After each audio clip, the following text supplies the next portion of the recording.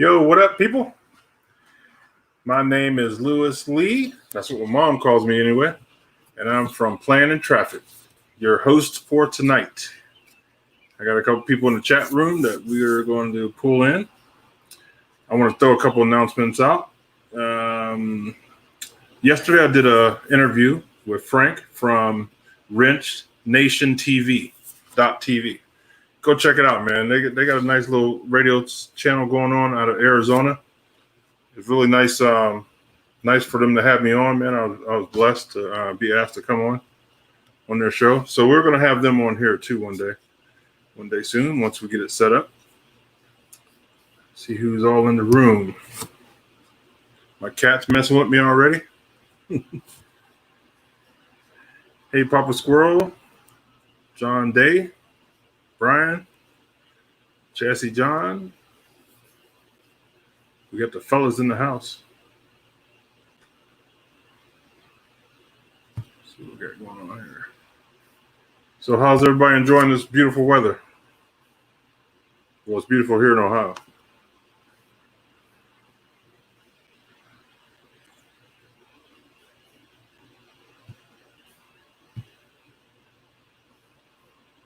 Papa Squirrel's in California, so his weather's always nice.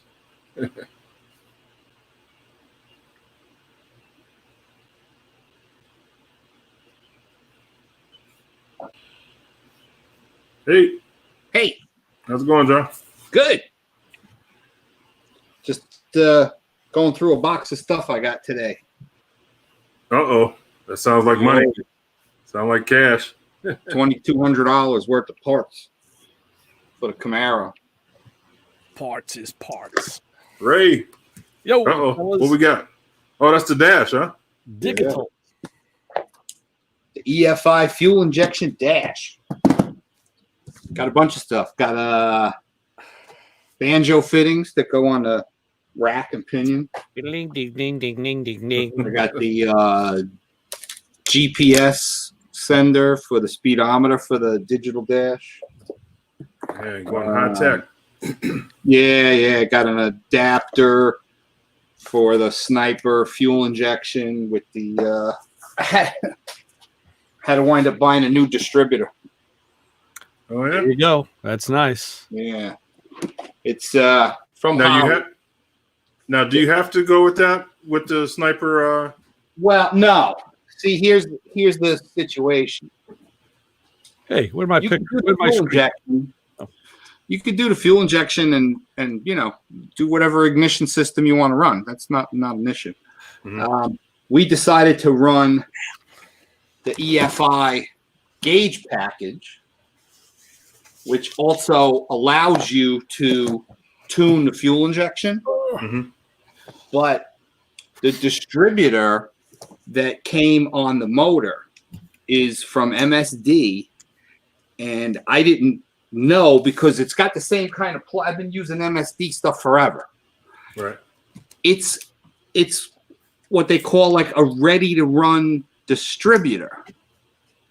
It has the electronics built into it. You know how like a lot of guys they'll buy a distributor and then they'll buy like an MSD box, right? Or a Pertronix box or whatever.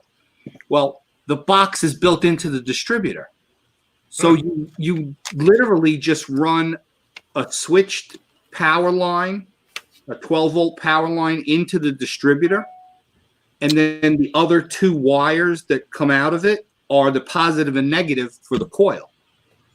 Okay. So it's a simple thing. You don't have to have a box. It's got mechanical timing, vacuum, advance, and the whole controller is already built into the distributor, and that's what Blueprint Engines uses when they sell you a whole motor. So I did not know, when I went and ordered we ordered the Holley fuel injection ignition system also. Mm-hmm. And the Holley coil. Holley makes a special coil that it's like, their Sniper coil. So it's like a whole group thing. Right. And I was looking at the wiring and something didn't look right. And I called Holley, and Holley was like, oh no, you can't use that distributor because that has the electronics built into it. You need just a trigger, basically, either a crank trigger or a distributor that triggers the signal. Mhm. So it was either by an MSD, a different MSD distributor, or by the Holley matching distributor. That goes So with it. Yeah. yeah. So what's going to happen is now it's a complete Holley fuel injection, system from the fuel injection unit to the distributor, to the electronics, to the coil. In other words, like the MSD can't fire that coil. It's not a regular deal. It's a digital signal that makes that coil fire. It's a little odd. That's pretty slick. Yeah, but what'll happen now is with this EFI gauge package, we'll literally be able to bring up different. It's got like over 100 different gauges in it already. You just program the gauges you want, the color you want, the sweeps that you want, and then any of your external stuff like oil pressure, like if you did boost, any of that stuff. Some of the stuff is going to come right through the fuel injection unit to begin with. The engine's water temperature, your throttle positioning system, your O2 sensor, all of that's going to wind up going into this gauge package. And all through one wire that's just going to plug in. So then the external ones, you just program in the external ones. I bought a 0 to 100 PSI oil pressure sender. You can do fuel pressure if you want to do like raw fuel pressure coming off your pump, or if you want to do the pressure coming off the regulator. You could set up 2 gauges if you wanted to do that, just to do a A/B comparison to see what the fuel pump's doing and then what's happening afterwards. So there's a lot of that. And then you can bring up various screens. Like if this was a race car, you could bring up like a startup screen, which would monitor a lot of different things as the engine's warming up. Right. Then you can go to a racing screen, for street use. I'll be able to literally, just by using my finger, dial in what's going to be the cranking timing on the motor, what's going to be the total timing on the motor, where do I want that total timing to stop, how fast do I want it to sweep, do I want all the timing in by, say, 3,500, do I want the timing in by 4,400? You can adjust. Do you want the timing to rise and then flatten out and then rise again? If you have nitrous oxide, you can hook up that stuff, pull the timing back. It does a bazillion things, Right. So there's a lot going on with it, And then you could just USB and it also records. It's got a memory in it, and you can put a memory stick on it too. But it'll record like a run or data. You can record your data. You could do the laptop, like you see the guys on TV. Everybody plugs the laptop in, and then you go in your map and you can customize the fuel map. So it's way more than what the kid was really looking for. But I found that Holley makes a replacement gauge panel for the Camaro. It's that pod that you showed us yesterday, or last week. Right. So when I found that, and I called Rocco, I said, "Hey man," I said, "you can put the digital dash in there, and they make a panel, so it's going to look stock." And he was like, "Oh, get it, just get it." So I'm like, "Okay." Must be nice, huh? Yeah. So I gotta say, that's a lot of digital work for an analog guy like you. Yeah, man. Yeah, but you know what? Here's what makes it better, Ray. Because I went Holley the whole way, I just plug it in. I understand. You're right. Plug it in. And then the only thing I have to do is run some grounds and 2 different power lines. Yeah. And that's it. That is the way to go. That's the mistake people make too. They try to integrate and mix and match, and it doesn't always do that. So with it all being the same, it's just gonna, it'll all bolt up and just plug in, and it's pretty awesome. Yeah. Hey, I want to introduce my man Keith that's on the screen. If nobody's met him yet. Hey, Keith. For a second, I thought he was what's his name out on the West Coast, the Mopar guy. Oh, Mark. Mark. No, Keith looks a lot like my friend Christian from Long Island Racing, the motorcycle. Oh no!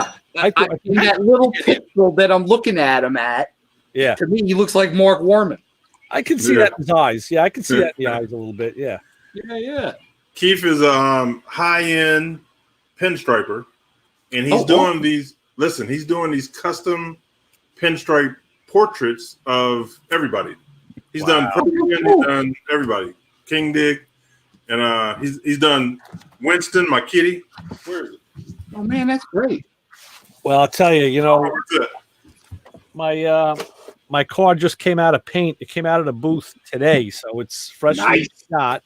And the next project is going to be trying to figure out that stripe with the inlay color I wanted to do and who's going to do it. So, Yeah. I don't know. Are you ready to have a wet sanding party? The guys already did. They blocked, and I'll tell you something. They found my buddy was sending me pictures all along, and the car was primed and ready to go. And then he took another look at it, and this is what you need. I told him you need a paint inspector and or a QC guy on every job because he found a few little things he didn't like, and he had the guys resand, and he found some imperfections that had to be addressed. And he says, "Man, I'm glad I caught that now because after paint, it would have really shown up." So I did paint it, and then they wet sanded it, and they put 2 coats of clear on it. But there's some clear runs under the lip of the hood, so that's got to be sanded, and there's a couple little hard spots that they actually missed blowing into paint. I think every car that gets painted should be lifted on a lift so they could get the bottoms of things. Yeah. But I've seen a lot of stuff on a lot of the shows. Everybody's putting their cars on rotisseries to paint them. Oh yeah.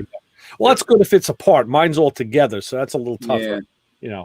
And of course, Did you use Tamco? No, they didn't. They used I think they used PPG on this job. Yeah. But and of course, one of the I actually had this thought the other night, and I said, "Oh, please no." And I looked at it today, and of course, the side of one of the tailpipes got painted. I'm like, how the hell did they do that? Everything was so freaking masked off. Is it a chrome pipe? No. It's just it's a Flowmaster system, and but just the side of it behind the rear wheel, you kind of see it under the it hangs. You can see it from the side. You always run into that when you're painting a complete car. It's hard. I know. Well, that's what these guys. This guy does for a living too. The painter. He paints for a living, and and he basically sets himself up as like, I can't do anything else. I'm the painter. So. Come on, dude. The Trans Am's gonna go out on the rotisserie. Yeah, that's a great way to do it. My plan is, as soon as this thing's out of here, next month, build the chassis table, build the frame, mount the body, do all of the fabrication work, and then on all the body mounts, I'm gonna do the tube sliding in a tube deal. Right. So I can literally move them in to get the plates away from the body, and then flip the body off the frame, send the frame out to powder coat, and then put the body back on. And then it'll go. I'll make special mounts on the rotisserie that'll grab the chassis and grab, front and back. Yeah. And send it out on the flatbed to the body shop and let them do what they need to do. And because they're gonna split the car into pieces anyway, and so it's really the main body, the roof and quarter panels, and then you'll have the doors. Like I said, I'm gonna buy those carbon fiber doors. Yeah, they're nice. I'm doing it. Lewis, I found a guy. He makes high end carbon fiber stuff. Yeah, for like race cars and things. He makes doors for Camaro, 2nd gen Camaro and Firebird. But they're carbon fiber. All he does is carbon fiber. They're carbon fiber, but they're an exact reproduction of a stock door. Wow. So when you look at them on the website, the holes, like when you look at the door, you got all those access holes for your actuator, your window tracks, and all of that other stuff. Yeah. Those are depressions. He literally made a mold of a real perfect condition door. And then if you're going to put windows in it, power windows, crank windows, whatever you want to do, you cut those depressions out, and now you have access into the door. and all of the places where a bolt would go, there's a depression where the bolts would go to hold the tracks and the motor and your felt and all of that stuff. So it's dead on. Wow, that's pretty slick. They're $3,000. Yeah, I bet. but look how much weight you're losing. Right? I mean, a typical second-gen door with the door beam in it, and then all of the crap on it, they're like almost 300 pounds. These doors, ready for you to assemble, only weigh like 18 pounds. Wow. So by the time you put it together with glass, with a power window motor, with your inner door panel, which all your stock stuff will fit on it, even the original equipment type hinge and the latch. So it's a real door, but it's just made in carbon fiber. You're going to wind up with a door that's probably 70 pounds, 75 pounds. That's a boatload of weight to lose in the middle of the car. Yeah. For sure. So I'm like, if I got to bite the bullet on anything that's like ridiculous but should have, I'm doing that. Yeah. It's a shame though. The guy's gel coat and his carbon are just totally awesome. And I've seen some carbon fiber because they know you're going to paint it, where the carbon fiber isn't laid perfect, like it kind of skews a little bit, like they pulled the web a little bit, so the lines aren't dead on. But it doesn't make a difference if you're painting it. But no, this guy's stuff, you don't even want to paint them. That's how perfect they are. Pretty slick. But I can't do that. I have to paint. It's unfortunate. I have to break through that gel coat and then prime and paint it. But I'm gonna do it because it's just super lightweight, And the problem is you can't find any good steel doors. No. The reproduction doors don't really fit well, and I've spoken to a bunch of people, and they all have the same complaint. At near the top of the door where it meets the quarter panel, they fade away. Yeah. So you have to literally take your MIG welder and just put like a lot of bird shit on top of it, and then go back and grind it. Yeah. Right. In order to get the door line to be as good at the bottom as it is at the top, you have to extend the top of the door into the quarter panel and then massage it. So there's all that metal work that's got to go on, So I'm like, I'm just going to do it. Well, I don't think Keith has any volume or any voice, do you? No, can't hear me.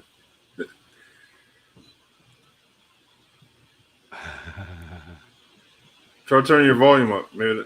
Did he do the test before he came in, where you check everything?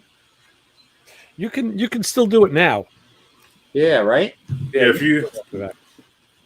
Where do you go? All you have to do is put the mouse over your photo, and it'll come up with a bar that'll have a microphone, a video camera. Right. In the top left, you'll see it, and then the wheel is to change the camera and mic, and if you need to, play around with it. Feel free. Yep. So yesterday I did an interview on Wrench Nation TV. Oh, cool. They're out of Arizona, and it was pretty cool, man. The guy Frank, man, he really has a nice gig going. Yeah, that's great. It was a good interview. It was about 45 minutes to an hour. So it'll be available. I think I put the link in the chat room. It'll be available Saturday, I believe, where you hear the replay. I'll watch it while I'm at the beach. Yeah. And John, your video series is now kicking off, which I think I like that. That video was cool. That was a lot of fun to watch. It's totally hokey. The second one will be more professional. How many years ago did you do that? It'll be a year in August. A year, okay. Yeah. My buddy took a long time to edit. He was very busy doing stuff. And the music was cool. So who's the dude that I thought was going to take the engine out by hand? What? The guy, I thought there was the one guy that I thought he was going to just like lift the engine up by hand. Steve Buscarino? Short guy? He didn't look too short. You mean Terry. Okay. Yeah, Terry, Muscle Terry. Jeez, yeah. That's a good name for him. Yeah. He's a big boy. Jeez. He's awesome. Super nice guy. Local dude. He was born here, grew up here. Really? Just got married about 1.5 years ago, 2 years maybe. Yeah, he used to live around the corner from me. Evan introduced me to him because Evan met him at the gym. And yeah, right? Isn't that weird? Was Evan spotting for him? I don't know. Evan was working out at the gym, some local gym. And then one day Evan calls me up and he's like, "Yo, man, what are you doing?" And I'm like, "I don't know. I just got home from work." And he's like, "A buddy of mine lives around the corner from you." I'm like, "Okay." Yeah. And he's like, "He's a friend of mine from the gym, and I told him about your tiki bar. Can I bring him and his girlfriend by? They want to look at the tiki bar." And I'm like, "Yeah, come on over, have a beer, man." Oh, I'm there. Right. He brought him over, and everybody became friends. Great. That's good. Yeah. So he sold his house last year, and he built the house about 15, 20 minutes away from here. He bought a nice piece of property and had a house, got a custom builder, and built a beautiful house. And he's got a really nice 3-car garage with a high ceiling. You're going to be able to put a lift in there. Nice. And he did it right, because they sold their house and then they were actually renting a house in the next neighborhood until their house was finished. Yeah. So he was able to do everything he wanted to do in his house before he moved. That's smart. He had the guy come in and they did the epoxy floor, and he made sure that the outlets were in the right spots for electric and workbenches, and he's got great lighting, so it's beautiful. He's got a really nice Mustang. I was going to ask you, what's his car proclivity of choice? Well, I call him a whore. He's got a beautiful Mustang with a bunch of stuff done to it. I think it makes over 550 horsepower. What year Mustang? It's a Fox body. Okay. Hatchback. And he's got a Buick Grand National. Oh, okay. I can't really see him in either one of those cars. Yeah. He's got a Grand National that's been warmed over. Wow, nice. Yeah. And he drives a Toyota every day. Right. Well, yeah. I mean, you got to drive something else, right? Yeah. Terry's cool. He's a really cool guy. He's big, man. He's big. Yes, he is. Really big. Yeah, you don't mess with Terry. Yeah. We call him Mr. Clean. We got that shaved head. Yeah, I can see that. Yeah. And then my other buddy that was here, that was Steve Buscarino. Okay. He's a Long Island guy. He used to be a New York City cop. Okay. And he races with Kenny Delco. Okay. Yeah, he was kind of quiet.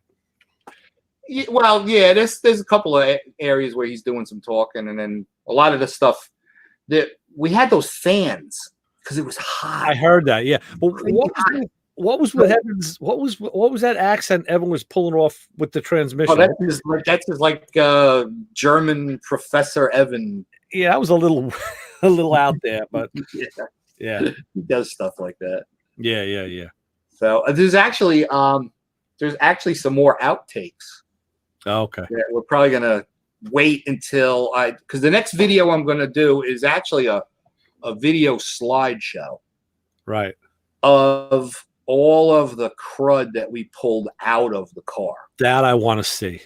Yeah, the like hokey gas pedal, right, the steering column, the battery boxes that they used paint sticks because the battery was smaller than the box. Yeah, right. They stuffed paint sticks in there to keep the battery from sliding around. Yeah, he mentioned that in that video, but we didn't really. Yeah, and the actual top of the battery, it had like bird snot on it. I'm like, where did they get this stuff? Yeah. I just don't get it. I had really nice battery trays in that car when I built it. Oh, I'm sure you did. Yeah. And they changed it, but I don't know. It could be because the batteries that I used back then, they were Sears Incredicells. Oh yeah, I remember those. Remember those? And they were small. Yeah. But they had a lot of cold cranking amps. Right. And I built the trays to fit those batteries. Right. You know, What'd you do with that engine? The engine is under the workbench. Ah. Yeah, it's still here. I haven't taken it apart yet. That'll be a whole nother thing. Yeah. So I have probably 30 or so photos of the tear down. Right. Of me after the guys left. There's photos I took, and I was actually making posts on the Half Breed page about how I was doing, some excavations and looking around, digging around in the dirt trying to find what's going on with this car. And I literally took photos of every piece of junk before it wound up going in the dumpster. Yeah. Some of the stuff I kept, like that gas pedal, that's immortal. That's going to get hung somewhere. Hanging on the wall. Yeah. Yeah. There's a couple of things. And really the only thing that I salvaged is they did a lot of tin work over again. Uh-huh. But there's a panel that I made that goes between the tubs that was removable. So you could literally be in the car and you could reach down if you had to do preload or something like that. You could get to the 4-link. Oh, good. And I put a Pontiac Arrowhead logo on this piece of aluminum. Yeah. And of all the things that they changed, they didn't change that one piece of aluminum. Oh, good. And that was in the car when I got the car, and I'm like, well, that's definitely my. I thought you were saying that was the one thing they saved, and they probably hung that on their own wall. No, I saved it. I'm going to hang it on the wall. So that's a cool wall hanger. Yes, yeah, it's really cool because it goes all the way back to 1980. Oh God, no, wait a second. That was from when the car was white, when it was the 70 version. Originally, yeah. So that was that piece of tin. I wheeled that piece of tin back in 1979. Nice. Yeah. So I think Keith's gonna have to do after some sign language. I just changed the wheel tubs. Yeah. Because one of the wheel tubs got completely crushed in the accident. Oh yeah. Well, yeah. I mean, you did the right thing. I mean, the car had to just come all apart and be rebuilt. It had to be Steve Austin. It's like. Yeah. I mean, I'm really sorry that I changed it into the 81. Oh, yeah. I mean, I personally like the 70 much better. That's one of my favorite cars. But I don't know what was going through my head at the time. Well, you do what you do at the time, and that's it. I mean, what are you gonna do? You did. To be honest with you, I would rather be building the 70 than to be building this car. But here it is. Right. And this is the 70. The VIN number. Sure. It's. By the time I get done with it, there's really nothing left. No, it's just because you did such a good job of actually making it an 81. No one will ever know it's a 70. No. Somebody just happened to mention that on the Facebook page for Deer Park Avenue. Yeah. Somebody posted a picture of the car at some car show out on the East End, and there's like a guy standing next to it, and the headlight is literally at the bottom of his knee. Yeah. And that was when it was the 70. And somebody asked about it. It was like, whatever happened to that car? Yeah. So I posted some photos of the car crushed from the drunk driver. Oh, yeah. And then some following photos I posted showing that I converted it, to an 81. But yeah, you're right. I did it the right way. We bought 2 quarter panels. We bought a body panel, taillights, a bumper, and I got rid of the nose and put an 81 nose because the doors and the roof are the same from 70 to 81. The difference is the 70 to 74 had the fastback quarter panels, short window. Mm-hmm. 75 to 81 had the opera window with the real deep drop down. Yeah, and it's just a matter of changing the quarter panel. The roof was the same roof. Right. So GM, let me tell you something. General Motors made a boatload of money on Firebirds and Camaros. Oh hell yeah! But this generation. They never changed anything until the next generation. Yeah, I mean the same thing with the Chevelles. The A bodies were the same way. Yeah. I mean, you could bolt a Firebird nose on a Camaro. You could bolt a Chevelle nose on a GTO. I mean, the body lines may not line up, but you can physically. Well, the Camaro on the second gen Camaros, they're identical from the top of the fender almost all the way to the bottom. If you look at a second generation 70 to 81 Camaro. At the very bottom of the door, the fender and the quarter panel, the body goes in a little bit more and then drops down. Okay. On a Firebird, it's a smooth line from top to bottom.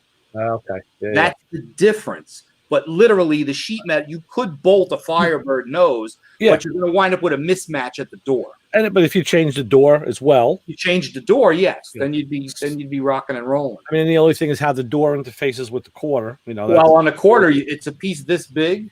Yeah. And if you just bondoed it, and sanded it, you would never know. Yeah. No, it's possible. Yeah. So, but everything on those cars was totally interchangeable through all of those years. It was an easy swap. The chassis, if you got a Pontiac and you want to go to a Chevy motor, the holes for the stock saddles for the motor mounts, they were all pre-stamped in those chassis. So if you had a 70 to 81 Camaro or Firebird, you wanted to go with a 6-cylinder, you wanted to go to a big block, all you had to do was get the actual saddles for the motor you were going to put in. Well, again, just like an A-body, I mean, I had, after my 389 seized in my Pontiac back in 1977, I put a Chevy small block in it. And I just put Chevelle lower mounts in, and then voila, it's a small block Chevy. And I did the same thing. I had my sister bought brand new, a 83 Firebird SE. T-tops, hatchback, 6-cylinder V6. Right. He decided to become a cop, so I got the car. Okay. And I went and had the oil changed, and they didn't put enough oil in it. Oh. And I was out running around with some friends of mine, and we were doing like a little bit of street road racing.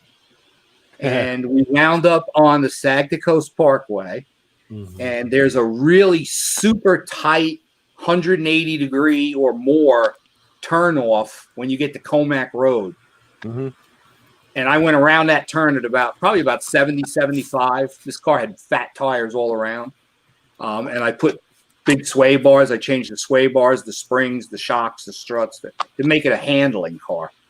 And it starved for oil, and literally about a half a mile up Comac Road, rods started knocking. So I pulled that motor out, and I got I actually, from a friend of mine, he bought a wrecked Corvette that he was going to build as a track car, a road race kind of deal. Yeah. And he gave me that 350 Corvette engine with the tune port injection on it. Remember they had that big long thing? It looked like something from a horror movie. Yeah. He gave me that complete motor with the computer harnessed and everything. And I made a couple of phone calls, and I got that to work, and I put that in the Firebird. And let me tell you something, that was really fast to have a Corvette motor, an 80s Corvette motor in an 80s Firebird, when they were putting 305s in the Firebird then. Right. So I had this Corvette motor. It was awesome. That car was great. And then I wound up selling it a couple of years later. That was a good car. Yeah. But that was like, my disco days. Did you have an afro? A lot of shirts. Oh, absolutely. It had those black louvers on the window. The rear window. I showed you a picture of that car with those Keystone wheels. Yes, you did. I had those 5-spoke wheels with those I had BF Goodrich TA radials. Yeah, I mean, it was right for the time. It was period correct. That's perfect. Yeah. I had louvers on my IROC. Gotta have louvers. Like I said, I'm reading a bunch of old magazines from the 70s again, and you look at the way guys. I'm looking at the pictures and going, "Oh my God, what is this?" And I'm realizing, like, yeah, that's how we built streetcars back then. Jacked up in the back of the sky, side pipes. Sometimes they worked, sometimes they didn't. It's like the worst setups in the world. But that's what we did. There's a great Facebook page. There's a super Facebook page for pro street stuff, and it's a guy in Virginia, Jerry Gary. Gary Jerry. Jesus, his first name's Gary. His last name's Jerry. He started the pro street page, and it took off. It's got a ridiculous amount of subscribers. It's a worldwide thing. Right. Then he started about a year ago the Street Machine Era.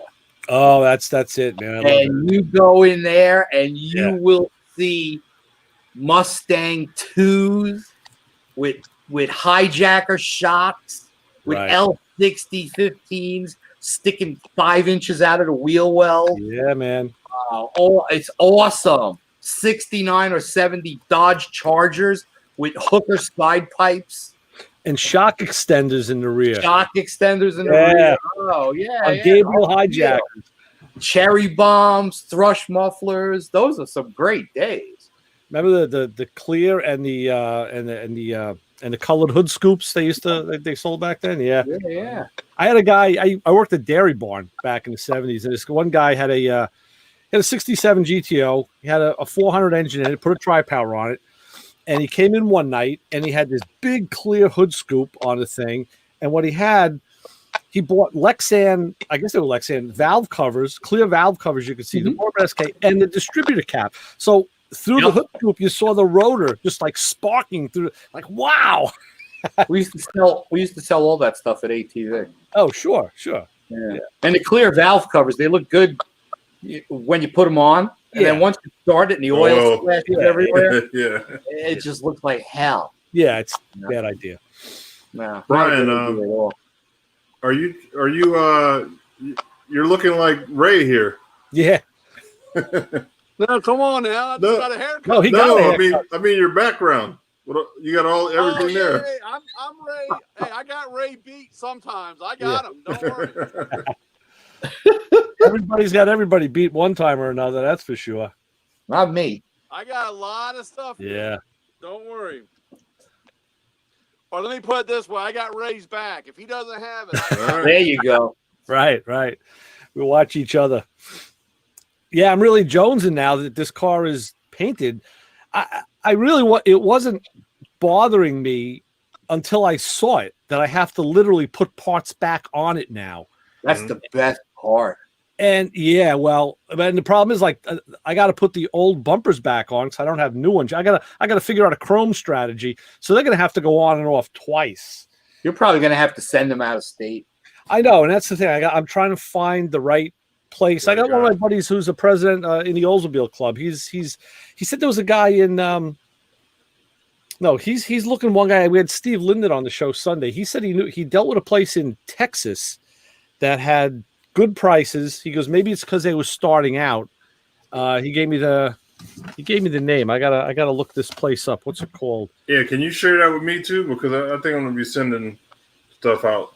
It's called Speed and Sport Chrome in Houston, but I haven't vetted it yet. I haven't called them, so I don't know what the deal is yet. I don't know if it is cheaper. Then he was telling me there was some guy he heard of a shop on Long Island out in Suffolk that is kind of like the drop-off point. Like you drop your bumpers there, and then they send them in bulk to a shop out of state. So I guess that helps on the shipping. So I got to figure this all out, but You got to find that out. That's the way to go, you know? Yeah. definitely. Yeah, let me know because Piggyback all that stuff together. Yeah. See, Right. I don't know anybody that does chroming in Florida. I think that's another. I'll have to send it out myself if I need any chrome work done. Anodizing is no problem. Powder coating, there's like a powder coat shop almost on every corner for some reason. I don't know why. Yeah. Yeah, I got my engraver, so I'm gonna start engraving some metal. So I'll have to send it out and get it chrome. Nice. Yeah. Yeah. I got a guy in Virginia that's going to do all my polishing. This guy Daryl. You know, Unbelievable. I'm using a guy in Babylon called it's SNL Plating. Mhm. Yeah. He does a lot of. I thought I had the full name of the shop here.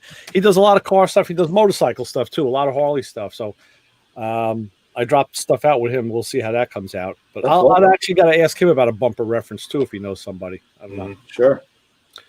But yeah, those guys you can find. But yeah, the chrome, the bumpers are another deal. So. But, Wait a minute, we got Robin and Chris. Cool. J&R Plating, North Branch, Minnesota. That's a little further away. Yeah. I'll put it on the list. We got to find some of the Mexican dudes, man. They're the ones putting down the chrome Yeah, right. out west. I bet if you live on the West Coast, you could get that stuff done ASAP. Yeah, they ain't playing out there. But you know what the problem is? California's regulations are getting tough. I was going to say I can't see them being too liberal on the plating process. Yeah, they're pushing them out. I'm not surprised. Yep. There's so much of it going on out that way, though. Maybe it's Arizona or something, or Vegas. Any place there's a river or stream they can dump it into, right? Yeah. Like they used to do here. Any place with 3-eye fish. Yeah, some of the rapid current. Speaking of dumping stuff in rivers, you guys got to take a look at the movie called Dark Water. Okay. It's all about chemical dumping Oh God, in the yeah, Midwest. that gets scary. Here in Ohio, I know they dumped a lot here in the Mahoning River. Oh yeah, It's unbelievable. Between the mob what went bodies. on with DuPont. Yeah. It's all. It's a great movie, and what happens is a guy he's a corporate lawyer, a corporate defense lawyer, Mm. and his law firm that he had just become a partner in defends all of these big companies when there's a problem. And through his mom, a farmer gets in touch with this guy, and he's like, "Why am I even talking to this dude? I defend these people, you know." yeah. But he sees what's going on and how the water was completely contaminated for years, and his partners say, "You know what? Take him on. Let's go." So they wind up suing DuPont, and it's all for it's about Teflon. Yeah. It's all about Teflon. And I learned stuff in this movie that I wound up Googling, found out I didn't know that any of this stuff was true, but Teflon gets in your system Mhm. and it never leaves your body. And every one of us is Teflon contaminated, whether you wanted to be or not, because it was in your cookware, Right. So it was on a whole bunch of stuff. And what happened was 3M invented it. Mhm. And they showed a paperwork that 3M walked away from it, want nothing to do with it when they realized how toxic it really is, the aftermath from the chemicals. Yeah. And DuPont took it up and made $1 bazillion by making it the wonder coating, of the 20th century. Right. And it's on everything. It's in your pots and pans. They use it for, making stuff slide easier, the whole deal. And it comes off, microscopically comes off every time you cook with it, and you're ingesting it, and it never leaves your blood. I mean, we've been using that stuff since the 70s. Yes. You know. And they say that this is the reason that DuPont got, they had to make crazy payouts. To this day, they're still paying out on claims, and they've done studies through the years, and there's about 20 different cancers that are directly linked to Teflon ingestion. Yeah. Yet it just keeps going. Yeah, that's why I want to watch. Cheer me up a little bit. Yeah. yeah. But it's a good movie. Right. Yeah. It's a little more entertaining. It's more entertaining than people taking over Seattle's downtown. Oh my God! Please. Don't even get me started, because I already made posts on Facebook about if. First off, I didn't realize the sheriff was a woman. Oh yeah. Not that women sheriffs can't be tough, but I assumed it was a gentleman. And Well, it I was don't think me. it's. If I was the think it's- sheriff, I would have put my gun right in the mayor's mouth and said, you better think twice about giving up my police precinct to a bunch of hood rats. Not happening. No. See, that was the problem. It's the mayor. Yeah, it's the politicians. Yep. So, well, I'm sorry. If I was a sheriff and the politician wanted to do that, I'd round up all my officers and tell them, load up your guns, boys, because we're not letting them take our town. Too bad. What's the mayor going to do? Fire you? Wow. Yeah. Yeah. For doing your job. Yeah. Well, here's what I worry about, and I don't want to be political or nothing, but they did it there. Watch the copycats this week. You're going to see that happen all over this country. It's going to force somebody like Trump to start bringing the military in to calm this country. Oh, he said he would. We're on the edge of the cliff, and we're ready to go over, and we're going over because people are just stupid. Stupid. Yep. They want to erase history. As bad as the history of this country was, you should not ever erase your history. Learn from your Christopher Columbus's head in Yeah. right. Right? I was telling the guy earlier that say in 10 more years they say Martin Luther King was wrong, so then they start taking his stuff down. Sure. You know what I mean? You can't erase history because Well, it's going to Biden repeat already itself. did that. You know, they want to change the names of the military bases, Fort Hood and Fort Bragg. Now, Right, because those are Confederate guys. Confederacy. I'm not a historian, so I don't know. I didn't know that either till today. I didn't look it up, so I assume that they're correct. But they want to change the street names on the bases. Yeah. And my wife said there's got to be a freaking Oak Street they could rename. Like, you know, why not do that? Like, Don't rename anything. Everybody has an Oak Street. Get over yourselves. Go to work. Do what you got to do. No, that's too easy. Hey, Brian, can I bump you out? I'm going to try to get Keith back in. I think Yeah, he no might problem. He might have got his sound going. See you later, Brian. See you in the after party. Don't go away. Yep, I hope. Man. Let's see if Keith got his vocal ability back. Hey, check it out. I needed a battery tray for the back of the Camaro. So I got this real nice aluminum one from Billet Specialty. Oh, very nice. Yeah. Sweet. Yeah, cool. I think that'll look good in the kid's car, you know? Yeah. Pretty heavy. Looks like the profile of an Optima. It is. I specifically bought it for that. All right. So that's what I'm going to put in there. But Goodies, it's just heavy. It's one big piece of aluminum. Yeah. And you just build it a ball mill what they don't want. Right. It's a nice thing. Are you going to ship that car to him, or is he going to pick it up? No, he's going to come pick it up. Okay. I talked to him already. He's going to come pick it up. Okay. So, yeah, it'll be good. That'll be fun. Yeah, it'll be Yeah, awesome. nice car. Well, I'll get to drive it before he does because Yeah. I need to take it into town to have the exhaust made. And you got to get those gauges dialed in. You got a few things you got to do. It's So, your All right, responsibility. guys, can you hear me? yeah, there you go. Now you're working. We hear All you. right. Cool. My man. Now, do you have something to say? Yeah. No, I just wanted to make sure it was working. Okay, good. So Keith, tell No, I have everybody Pardon? what you do and what your how to get in touch with you and all that good stuff. Okay, well, Lewis was talking about how I have I do portraits with pinstripes. So I have one here that I'm going to send out, and I don't know if you could how good you can see it. Oh, yeah. But it's all pinstripes. Big. Looks like a fingerprint. Wow. That's awesome. Oh, so that's, I guess, like a variant of pixelation. Like Yeah. when my daughter was in school, she did. We have one hanging upstairs. It's a butterfly, and it's all just dots. Yeah. And of course, the further away you get, it looks more like a solid piece. Yeah, that's how this is. People think that this is just a traditional portrait, but it's like you see can that. see up close. Yeah. How do you It's- determine what pattern you're going to use in what spot? You just follow.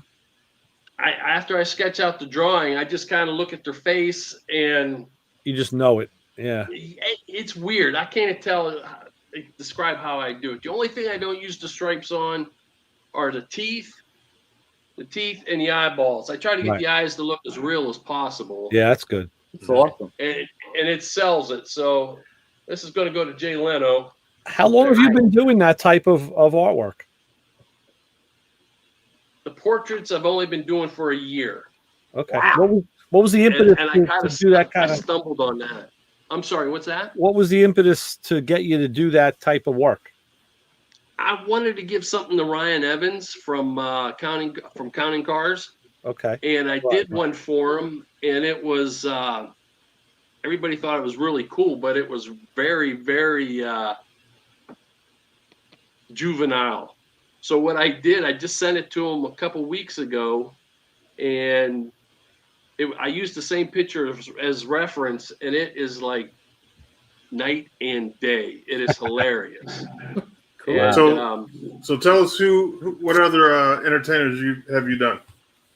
well, here's I don't know if you, here's Ryan Evans, Okay. That looks like Oh, him. yeah. Can see but that. again, it's all pinstripes. Yeah, you can't tell by that, but you can tell. Definitely Yeah, tell the it's image. kind of hard with that one, but You know, up close, the pinstripes make it, the skin looks like a topographical map. yeah, Mhm. yeah. Topo. It works out pretty cool. I did all of the guys from Kiss. I did Dave Grohl, who's from Warren. Oh yeah. But Dave Kindig, I did a piece for him, and I gave it to him when he was out at the Supernats last summer. And I just did one to give to him. And what I did when I gave it to him at the show, he liked it so much. He goes, "You got any more?" And I started showing him some other pieces. And he bought one for his daughter Bailey, and he gave it to his daughter and his son-in-law for a wedding anniversary gift. So that was really cool. Nice. And I sent one to Shag. I sent pieces to Chris Jacobs, Christy Lee. And he got to meet all these people out at SEMA last year or the year before. Yeah. So now they're starting to put 2 and 2 together. Yeah, here's one with Oh, Shag. but this guy stalks me that he does a portrait. Right. Yeah. There's Shag. It's hard to see. Shag was cool. Shag's a He funny got guy. his, and he gave me a phone call at lunch, and I didn't know who it was, so I answered my phone. He goes, "Hey man, this is Shag," and I'm like, "Nah." And he goes, "I got my painting. It's really cool. I really appreciate that." I said, "Oh, you're welcome." So I'm just doing it to see if someone get the word out there is what I'm trying to do. Yeah. I want to do Chip Foose next. I want to send it one to him too. Sure. That's a cool guy. Yeah. So that's the next one. You know what you should try and do? I'll give you a suggestion. Try and find Alrighty. a photo with him and his father together. Oh yeah. Yeah. Oh yeah. 'Cause Yeah. His father yes. was an awesome Builder. craftsman, Yeah, rod Sam. builder. His name was Sam, I believe. Sam. Yeah. And he Yeah. passed away. And if you could find a Right. picture of the two of them, my God, that guy'd be crying. He'd be your best friend. Well, I don't want to make him cry, but Yeah. yeah, that'd be a good idea. Yeah. I just sent one to Mike Lavell's, the creator of True Fire. Mhm. I just sent one to his dad. He's an airbrush artist, and he just passed away a few months ago. So I sent one to his dad, and they're trying to raise money. Yeah. So see how He's- that goes. He's the one that created the real flames on Oh. cars. Real fire, Yeah. fire, Yeah. He's the one that started that. unbelievable. Most And- amazing flame paint jobs ever. Yeah, his artwork is phenomenal. But with pinstriping, I've been doing it about 7 years, and it's been fun. Self-taught, you know. I had a fella teach me. He bought me a couple brushes and some paint, and been doing it ever since as a hobby. But I'm actually selling a couple pieces here and there now, so it's working out pretty. You use that one-shot enamel for that stuff? Yeah, that's what I use. I use one shot, and then I don't use what they call a dagger brush, a traditional pinstripe brush. Right. I use a scrolling brush. However, the bristles are still like 2 inches long, and the handle's about the same length. Mhm. And I do all that with that style brush. And it takes me a couple days to do it. I probably get about 20 hours average in each portrait. Wow. Now, have you used Tamco yet? No, I haven't used Tamco. That takes a catalyst, and I don't like messing with that stuff because I had set the brush down to do something and wait a second, come back, and then I got to clean the brush all out, and that's a hassle. So the one shot's working good. It works enough to where it dries slower. So if I want to do like a certain type of a dry brush effect where I can drag another color over, and it will pull just enough paint off onto it because it's just tacky enough, and I can get some pretty cool effects with that. That's So great. I kind of use that effect on that. Keith, were you a painter before you went to pinstriping? No, Okay. no, Wow. What did you do? no. I've always drawn. My real job is I'm a customer service rep for the probably the world's largest manufacturer of rubber. Wow. So like, we mix from raw materials, and then I sell it in either a strip or slab form, and then you make your parts. And probably 60% of what we do is automotive, and then everything else. So your shoes, your gaskets, everything. We probably mix the rubber for you guys. What goes into making rubber?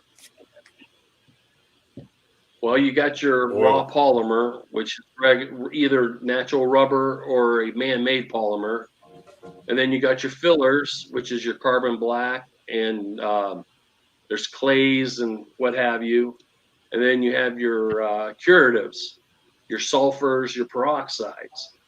So depending on what you want to do, we put in whatever amounts of the filler so you can get your flow into your cavity or your injection or your transfer molding, whatever process you have, we mix it for that purpose.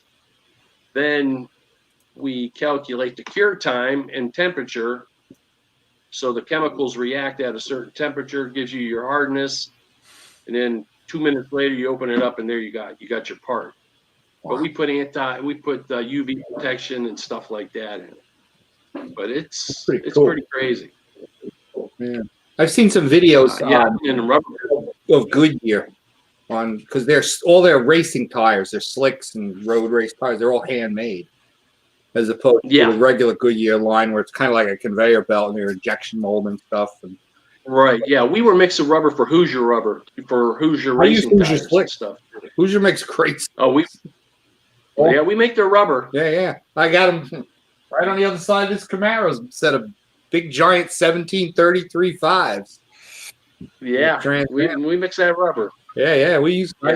God, I can't even think about how many Hoosier slicks I bought when I had my chassis shop. We were keeping us in business. Yeah, Louis, you can just jump over to Akron, man. That's a tire capital of the world, right? Yeah. Right. It's got a smell over there. Yeah, we're not too far from there. Oh, okay. Yeah. There were about 45 minutes. We're in there. Akron, though. Yeah. The Goodyear blimp flies over us all the time. It was a real interesting video on how they, lay the plies and they angle them.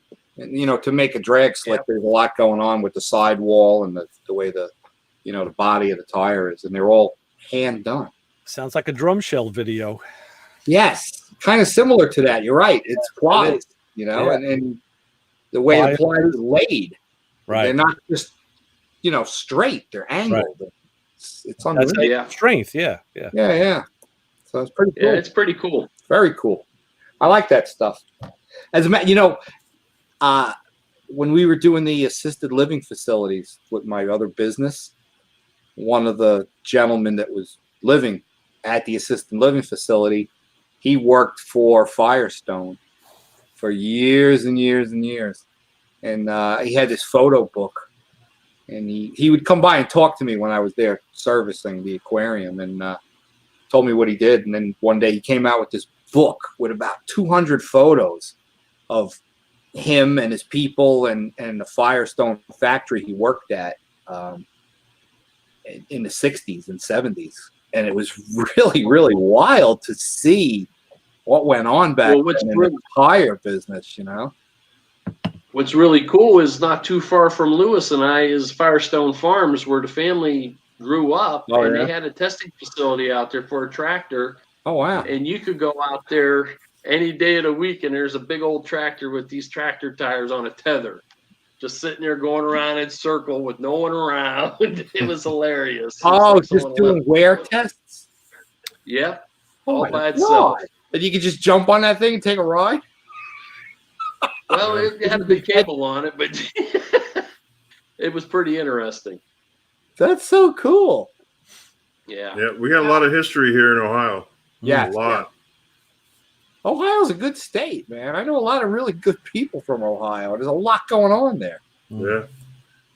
I'm really sorry to hear that the people that own the Summit drag strip, they're not opening this year. The Baiters. Oh, yeah. Yep. Yeah, they said they're not going to open the track. Yeah, there's a lot of tracks not opening. That's a great track. Salem, Quaker City's supposed to be opening up, though. I think they already did. Out in Salem. Yeah. When did they open the amusement park there?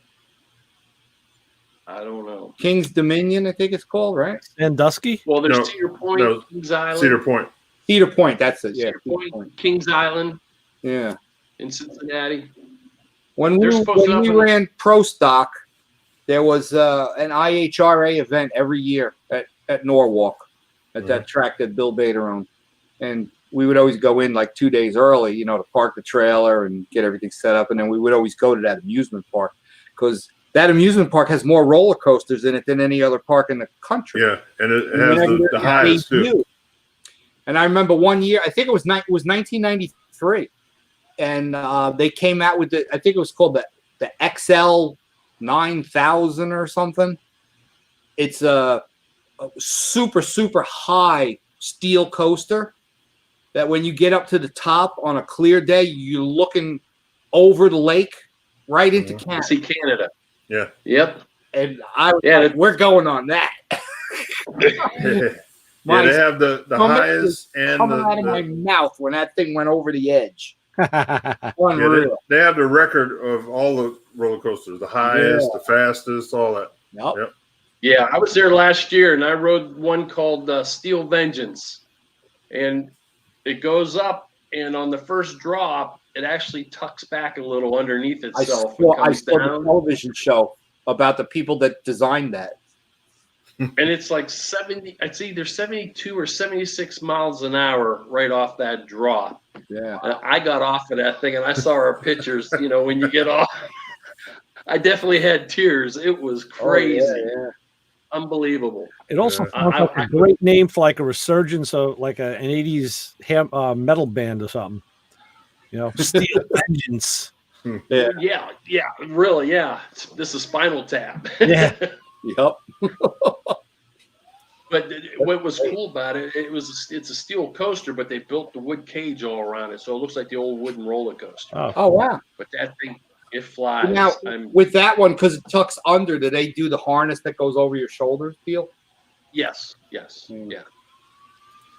I mean, this thing is. I had 3 boys, and all 3 of them, none of them rode a roller coaster before.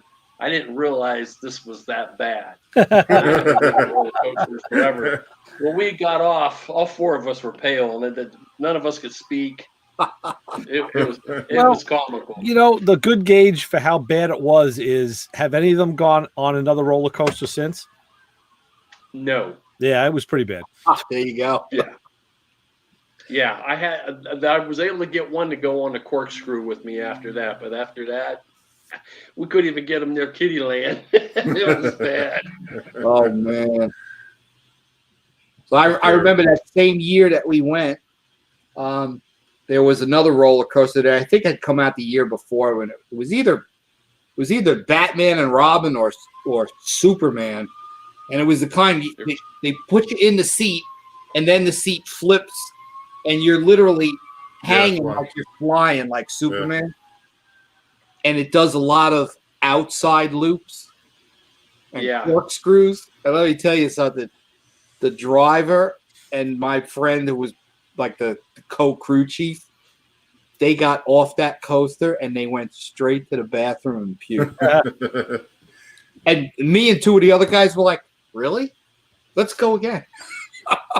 They were sick as dogs the rest of the day. I can't mess with roller coasters. I used to when I was younger, but as I got older, it got worse. I can't do it now. Yeah, me neither. Yeah, I don't hold on. I had a hard time eating that thing. Let's go.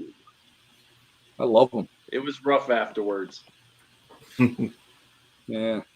You know, it's a really rough one, which I didn't expect it when we went to over here at Islands of Adventure, the Hulk.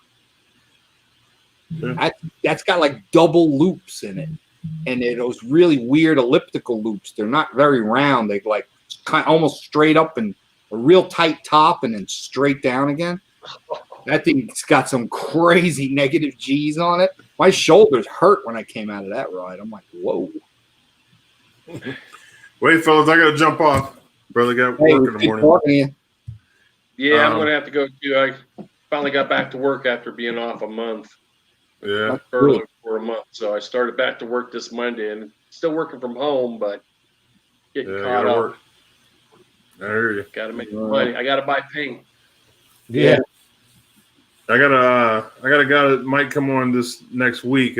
He's an artist, and he's restarted a magazine. It's a cartoon Cartoons, I think it's called. Cartoons. Cartoons. Cartoons? Yeah. That's an awesome comic. Yeah. Yeah. So he's coming on maybe next week. He was going to come on this week, but something came up, so we had to Great. bump him. Great. So he'll be on next week. We met him at SEMA last year, me and Terry. Yeah. That'd be cool. I like to see that one. Cartoons is great. There's a whole Facebook page devoted to that, Yeah. with like all episodes. Yeah. It's phenomenal. It keeps coming and going, though. It's like it can't sustain. I don't know what the deal is. It's hard to find, too. You can't find it anywhere. Because it went out of business for a while. Yeah. And then this guy took it over. So, yeah, he'll let us know all about it. They Excellent. got a subscription to that, even if it's like a an online subscription. I'm there. Yeah. That stuff's great. I laugh when I see that stuff. Yeah. You can't help it. It's great great stuff. It's got it's so stereotypical. It's John, you could make one with just your friends. Yeah, I know. Yeah. All right, guys. I'll see you next week. Hey, All Lewis, right. good night. All right, Lewis. You Bye-bye. guys take care. Nice talking with you. All right. Great. Good seeing you. Thank you. All right. All righty. Oh, Time for the after show. yeah. Man, I got a boatload of stuff done. Hey, I went to that air conditioning place. Oh, good. I've been looking through. I was trying to find that Super nice guys. that vent I was telling you. I actually had the page. I was going to call Vintage Air Yeah. because I found Find it on their website? no. And you know what? I'll tell you something. I was on their website and I was even putting in part numbers that I have a printout of that were not Right. coming up. So I don't know if they changed stuff or their website is just Their screwed up. website is really, really wonky. Yeah, I agree. And they give you definitions and photos of everything and Yeah. a price, but there was no way to buy it. No, you gotta go to like some of the Jegs and you get it. But they actually have a cart, a shopping cart. yeah, I don't know. And when I called the guy on the phone, he was like, yeah, just go up on our website. We have everything you need. We'll get you whatever you want. And I'm like, okay. And Yeah. I'm like hitting the button to put it in the cart. And it wasn't doing anything. It was like the cart link was dead. Yeah, this site had some issues. So, yeah, I don't know if it was, when I'm using like the Google browser, I'm like, should I be using Firefox or should I be going back to Internet Explorer or Yeah. what?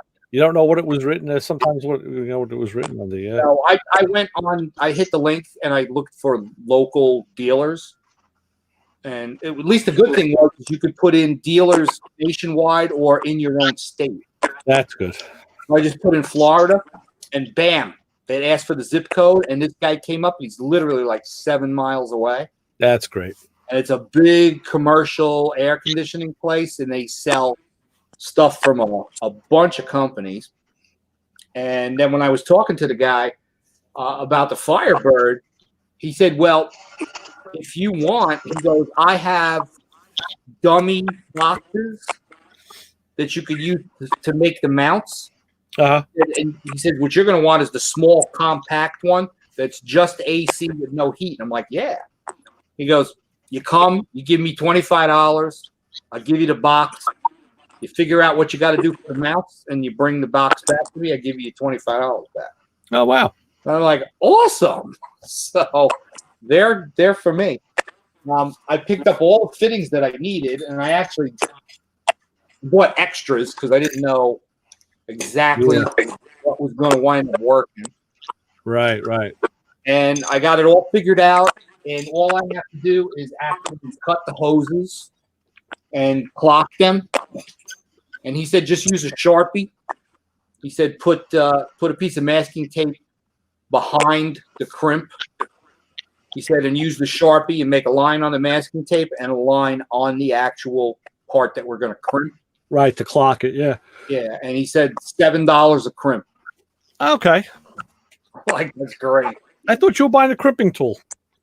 If I go to him for $7 and let him do it with his hydraulic unit, I'll just go. Yeah. Okay. Instead of spending $135 No, I know. Yeah. on a tool that I'm going to use for 4 crimps on this, and then probably 4 crimps on mine. And Yeah. never see it again. Right. So it's not worth it. But they were good, really good. He had everything. I just gave him a list, and he's like, "Oh yeah, we got this, no sweat." So, and they had the hose. It's not the same Hey, company, different AC company, but it's good hose. Hey, John. Yeah. Hey, or you know this tool guy right here? Yeah. And like, you know, in this bottom drawer of my toolbox, Uh-huh. those crimping tools. And you know, I can send that down to you and you can just use it and then send it back to me. Oh, that's Let's cool. go to Brian's house. You know, when you have the access to stuff like that, you can use Yeah. that. But for Oh, I forgot $7, about Mr. Matco there. Matco man. Right.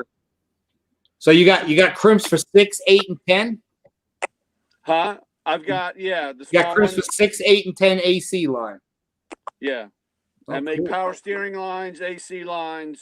Yeah. The power steering lines on this are from Earl's. You put them together. Yeah. Hey, Matco, I see Matco came out with a really cool puller now. It was on one of the I saw it on one of Clay's videos. What's the deal with that? It's an interesting looking tool, but I didn't get to investigate it. Which one is that? Which puller?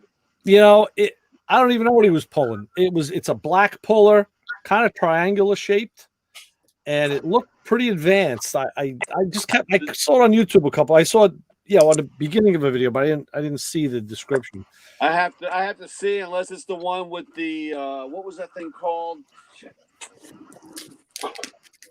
We had a puller that had locking arms. Were they locking in place? Uh-huh. I can't remember. We've had a couple.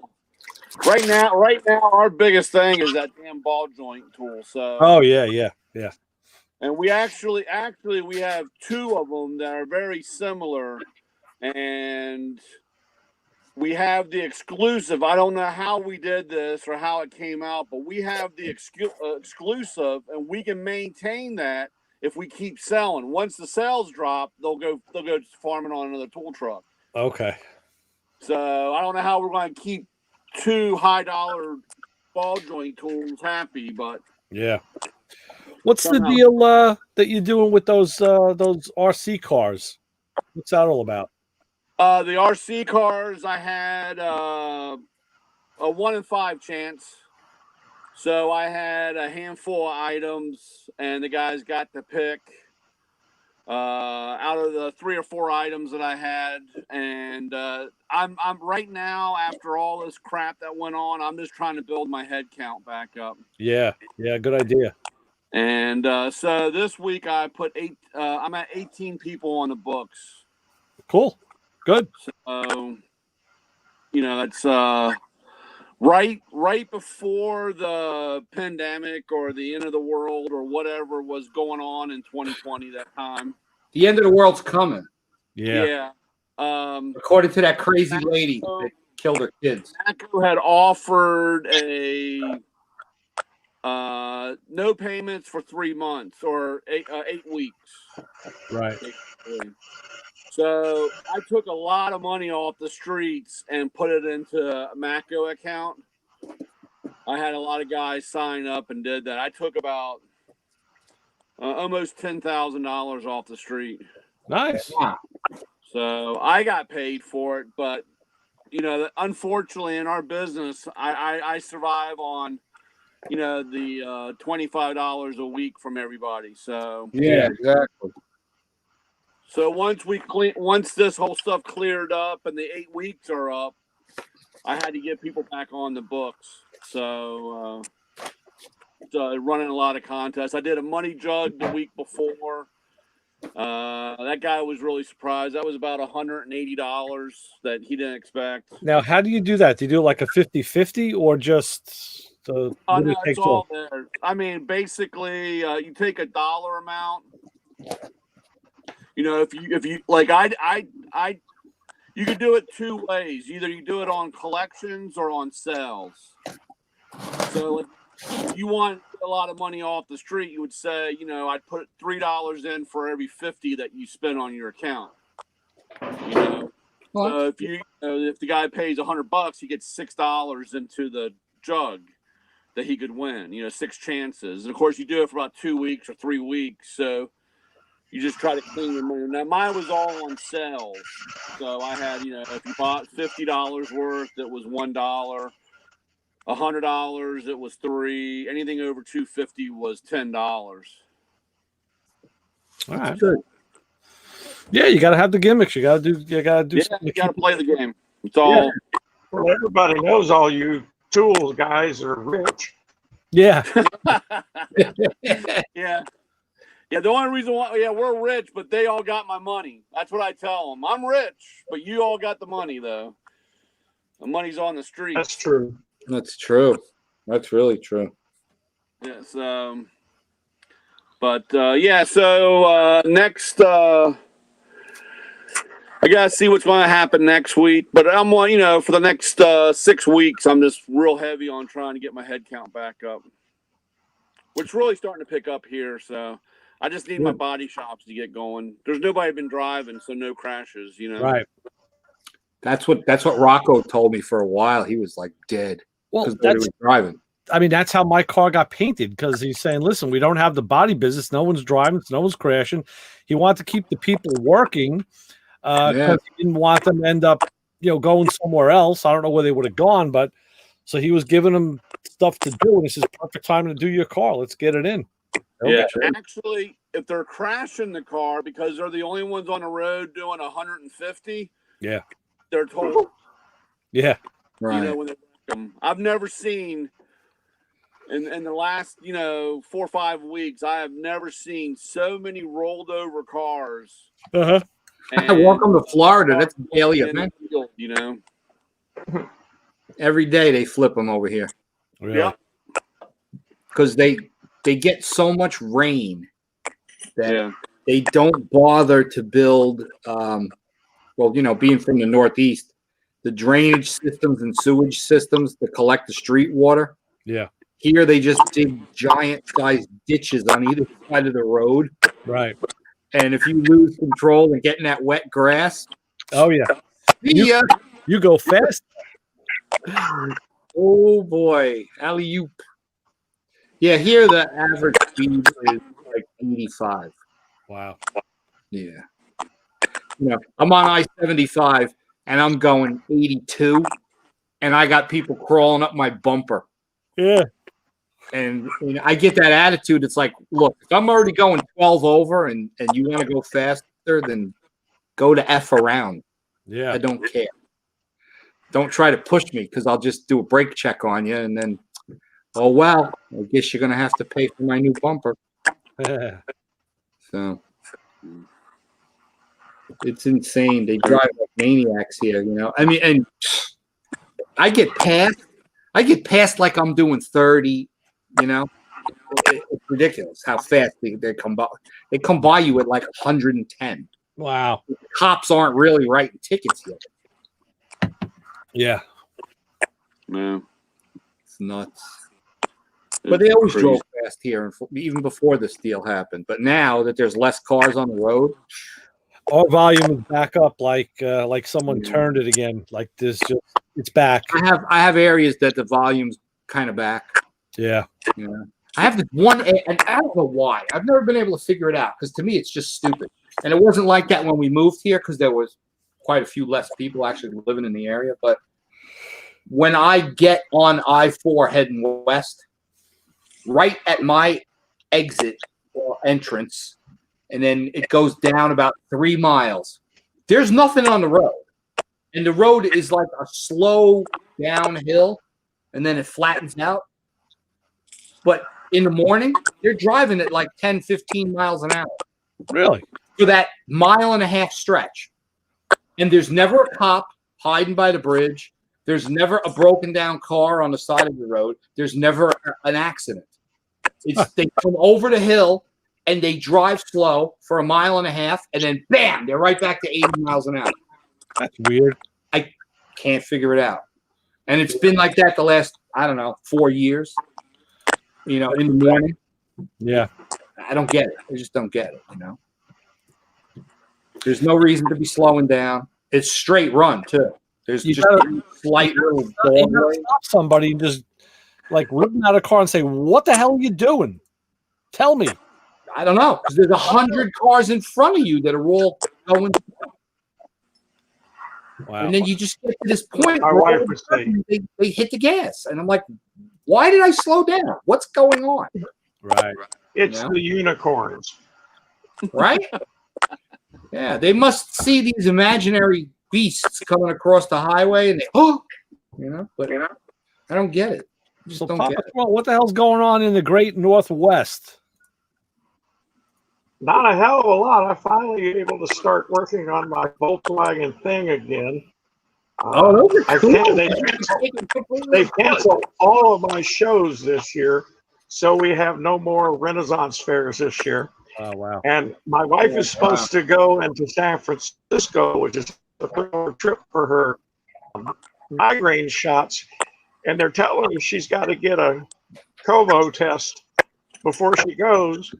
But the closest one we've got is an hour and a half from here. Oh, wow. Oh, boy. What a pain in the ass. Yeah. One thing the Florida governor has been spot on, there are testing centers everywhere here in Florida. They've got it all. You just roll in. You don't even need a note from the doctor or anything. They just take all your information Well, and you have to have an appointment. The way it is they here. send the info to you or to your doc. Huh?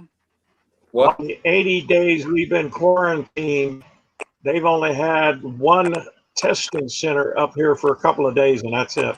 Wow. Yeah, they're Of course, everywhere. we live in a county that's one of the smallest populations, but one of the bigger areas. Right. That's why we grow such good drugs up here,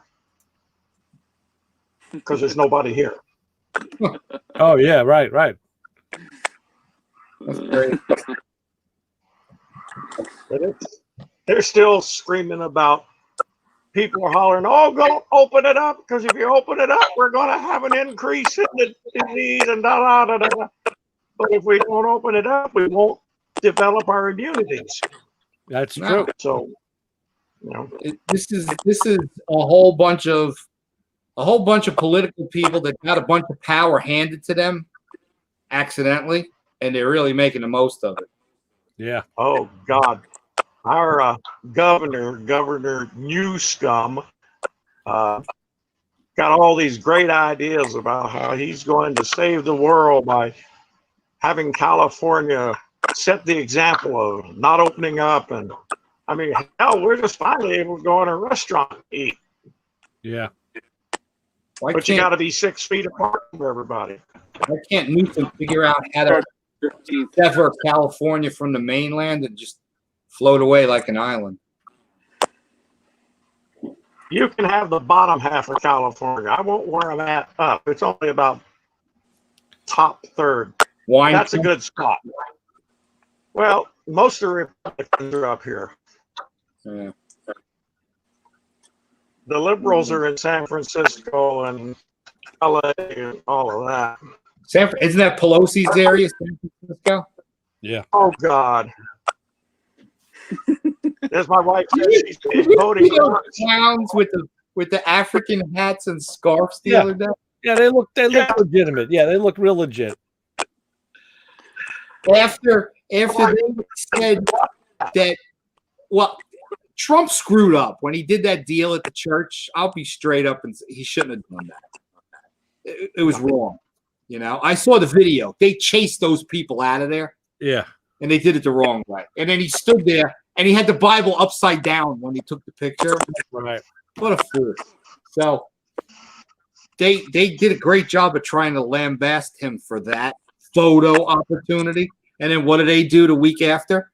Oh, let's put on these African garb hats and scarves, and we'll kneel down for 9 minutes. Right. Because, you know, that's going to make everything right, and it's going to make every African American in the country want to love a Democrat. Yep. Well, what So they that forget was is the other photo opportunity in history. the African tribes that they're, those scars are from have slaves today. I So, bet, right? Yeah, so they're just saying it's okay. Yeah. Idiots.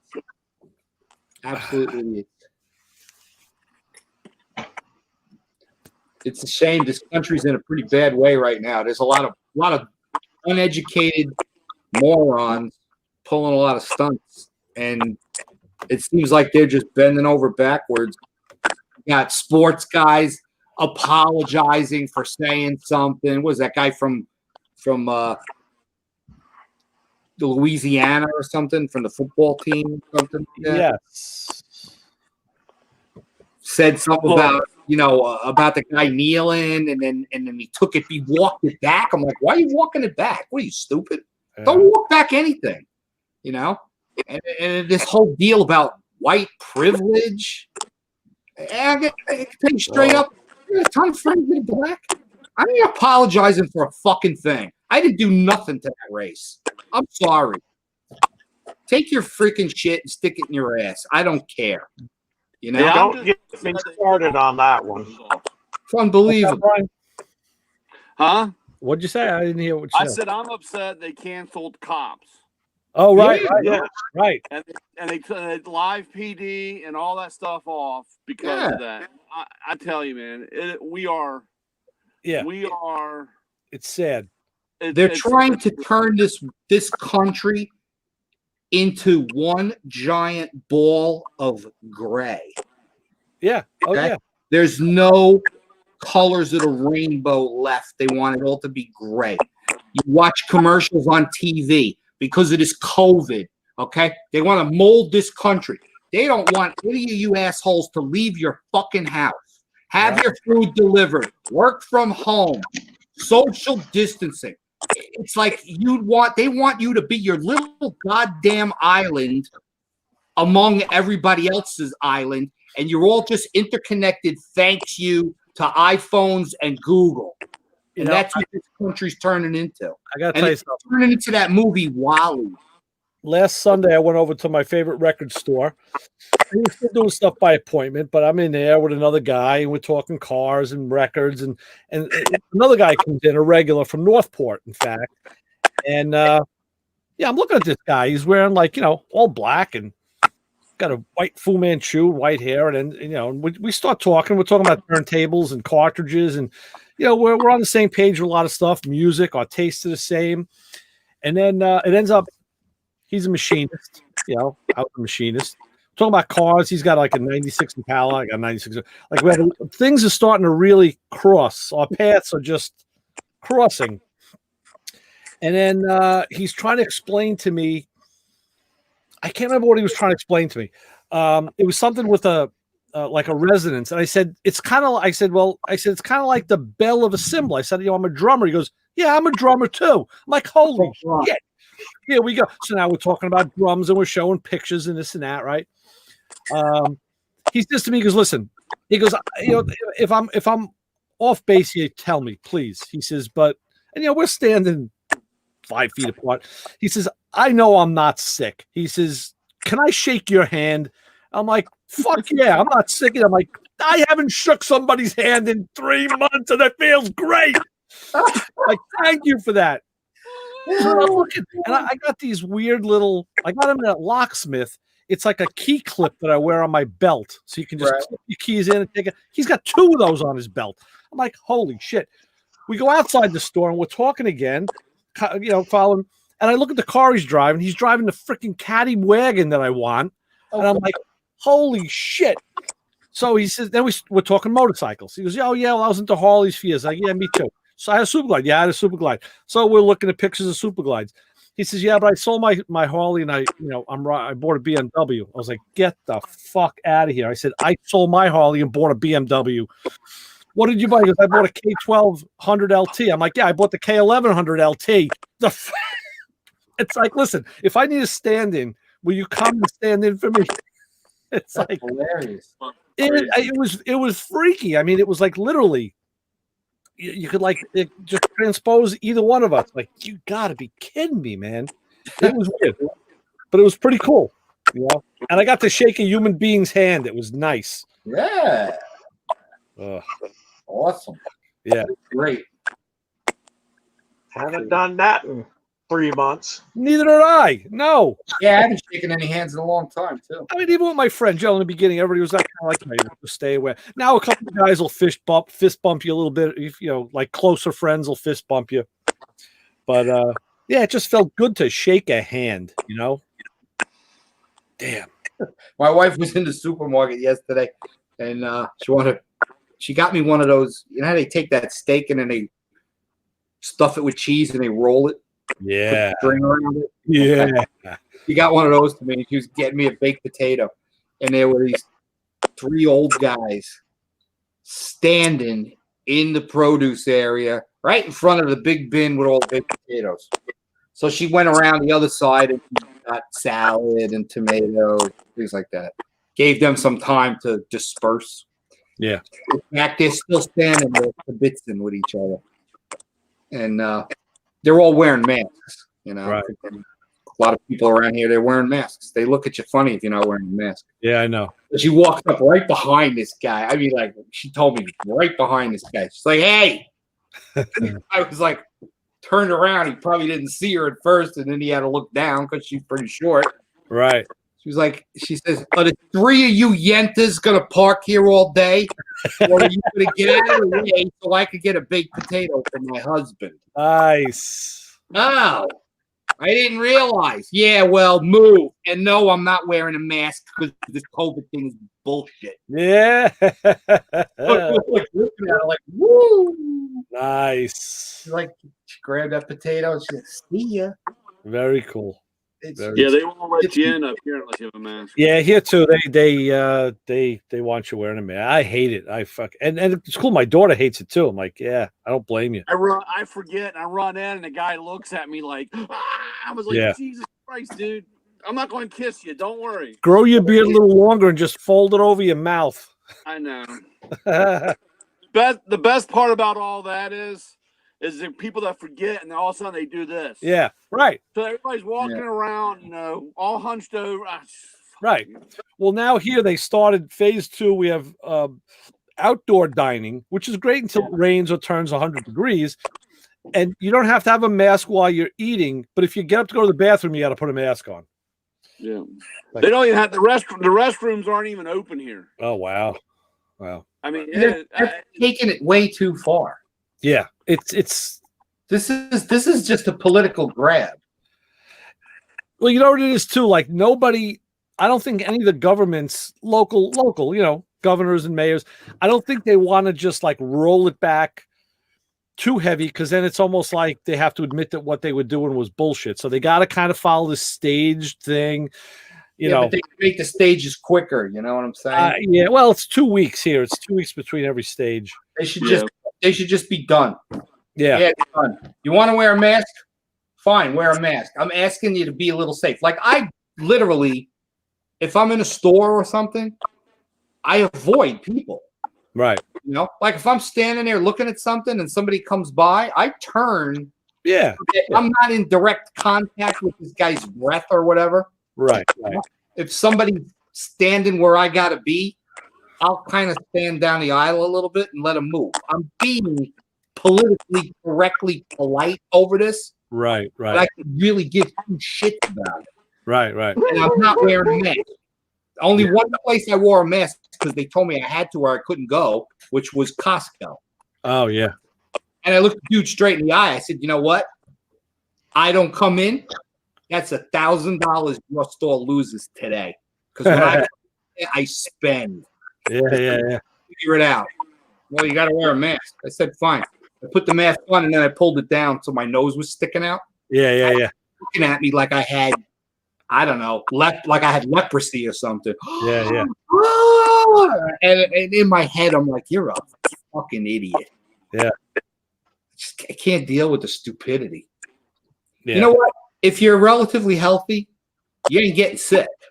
Well, If you get sick and you're healthy, you're going to go right through this. Yeah. If you are on the verge of dying because your heart sucks and you got all kinds of problems with you and you get it, you're going to go. Yeah. You can't change that. Yeah. People die from the common flu every year. Well, it's like what Papa Squirrel said. You can't fight something unless you have an immunity for it. And the way to build an immunity is to have whatever it is. Right. You know, What was that You got to be European country exposed. that didn't do anything? What was it? Sweden? yeah, I believe so. Yeah, I mean, they don't have the population we have, and they live a different lifestyle. They're actually way healthier than we are. They Yeah, eat yeah. fish, they eat normal meals. They don't eat like, GMOs and all of this other mass-produced garbage that we eat. Dunkin' Donuts and cake and cookies and shit. But they didn't do anything. They didn't shut a store down. They didn't shut a business down. They didn't wear masks. They didn't do a freaking thing. They And probably- now there's 0 cases of this freaking disease over there. they just sat around listening to ABBA all day. Right. You sound just like my wife, John. I can understand the hot zones in cities, like Chicago, New York. Yeah, You got people living on top of each other, and not everybody's healthy over there to begin with. So yeah, fine, do something over there. But the rest of the country, this is stupid. It's control. Oh, absolutely. Except the only thing they don't have control over is asshole rioters that want to take over cities and burn buildings down. looters. Yeah, Looters. You can't get COVID when you got 1,000 people at a funeral for a criminal that they buried in a gold casket. right. Nobody's going to get COVID from that deal. Yeah, but if you have a loved one that dies, you can't go. That's right. Yeah, I can't go. Yeah. My uncle passed away. They were only allowed to have 4 people there, and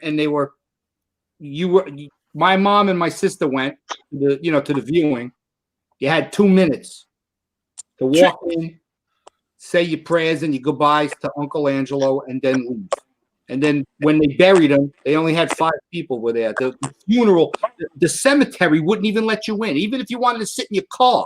Yeah. Yeah, I go by this big cemetery on my route, and they have it gated off, and they allow when the hearse shows up, they allow 2 cars in, and that's it. And everybody else sits out on the fence and looks in. It is Do absolutely the idiots that make these rules actually think that there's this effing virus pouring out of the exhaust pipe of the car? Yeah. There's no. You have a cloud of viruses, you see. This country hasn't had common sense in a long, long time, but now forget about it. It's zipping negative.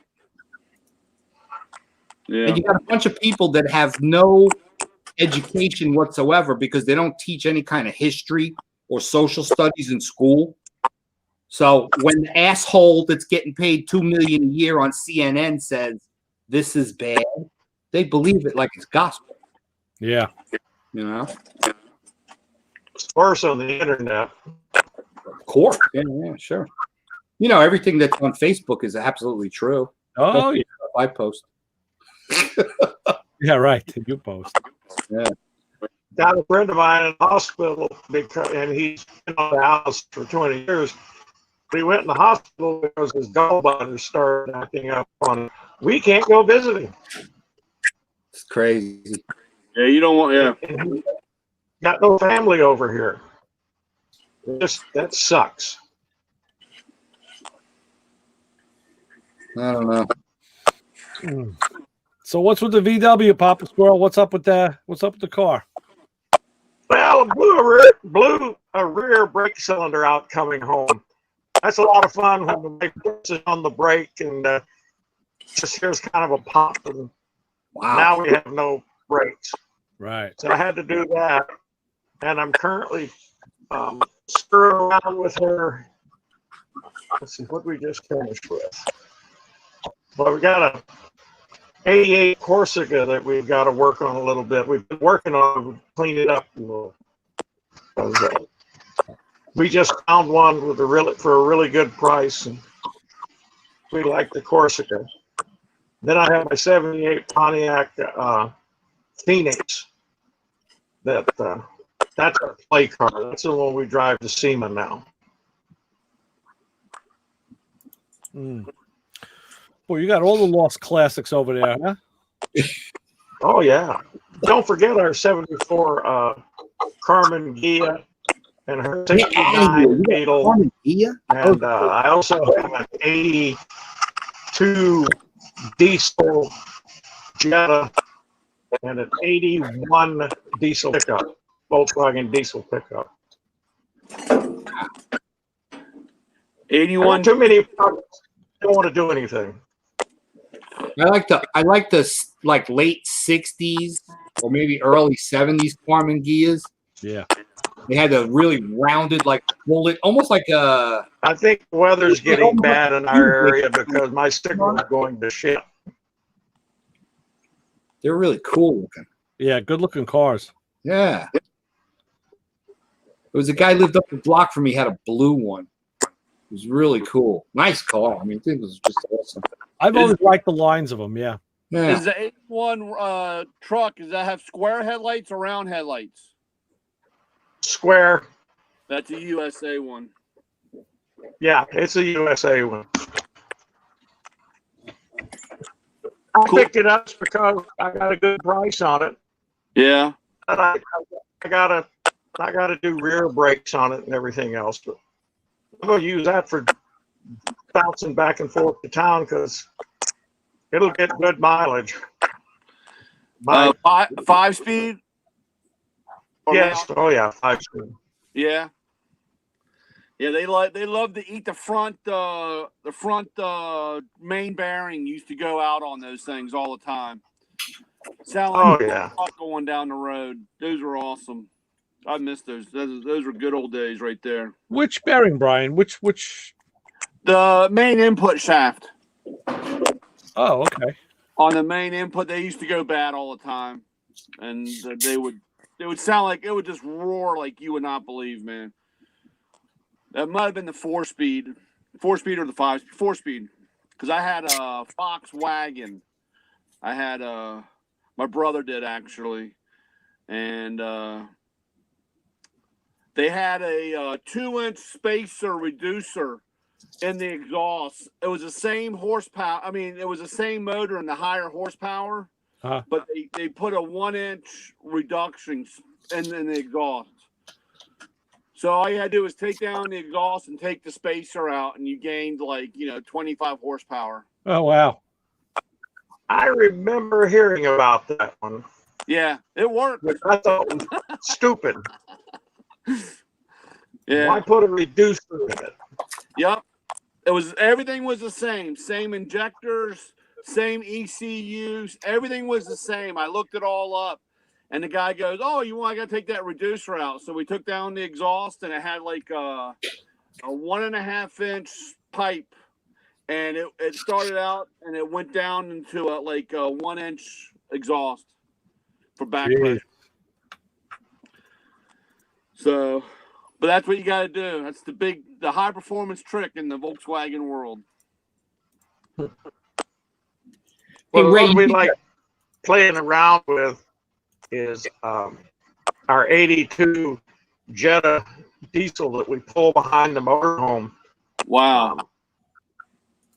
I remember laughing about that one because the guy told us that it'll probably get about 45 miles a gallon. And because we already had a car, my wife had to drive this one home from Arizona, and she's bitching about she couldn't get less than 52 miles a gallon. Yep. With the air conditioner on. What color's the car? Gray. Gray. Oh, my dad. Yeah, the Volkswagen gray. Come on, now, everything is. I'd like to get it painted one of these days. She's got an '84 Guest Jetta that we got painted, and I quit pulling it behind the motorhome because after the guy fixed all the bodywork and did everything to it and painted it, I'm looking at this thing going, I'm not pulling this thing behind this truck. Yeah.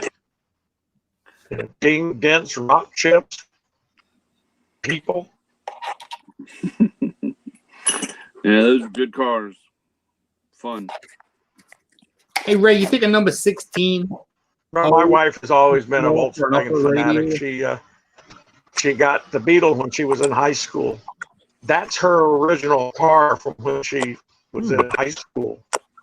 A number 16. My original That looks car has small. long been turned into beer cans. Yeah, I thought it was bigger. It's the opening is only 7/8 of an inch, Yeah, that's small. right? Yeah. It's like a restrict. What? What are Yeah. you doing? I had this in the cart and I forgot to take I it think out. Ray's looking up what you were talking about.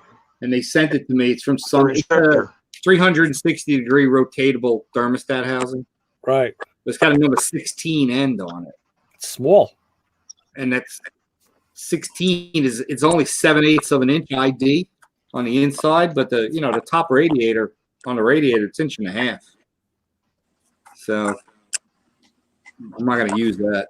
No. Well, at least they didn't get in trouble for that like they did for gaming TDI's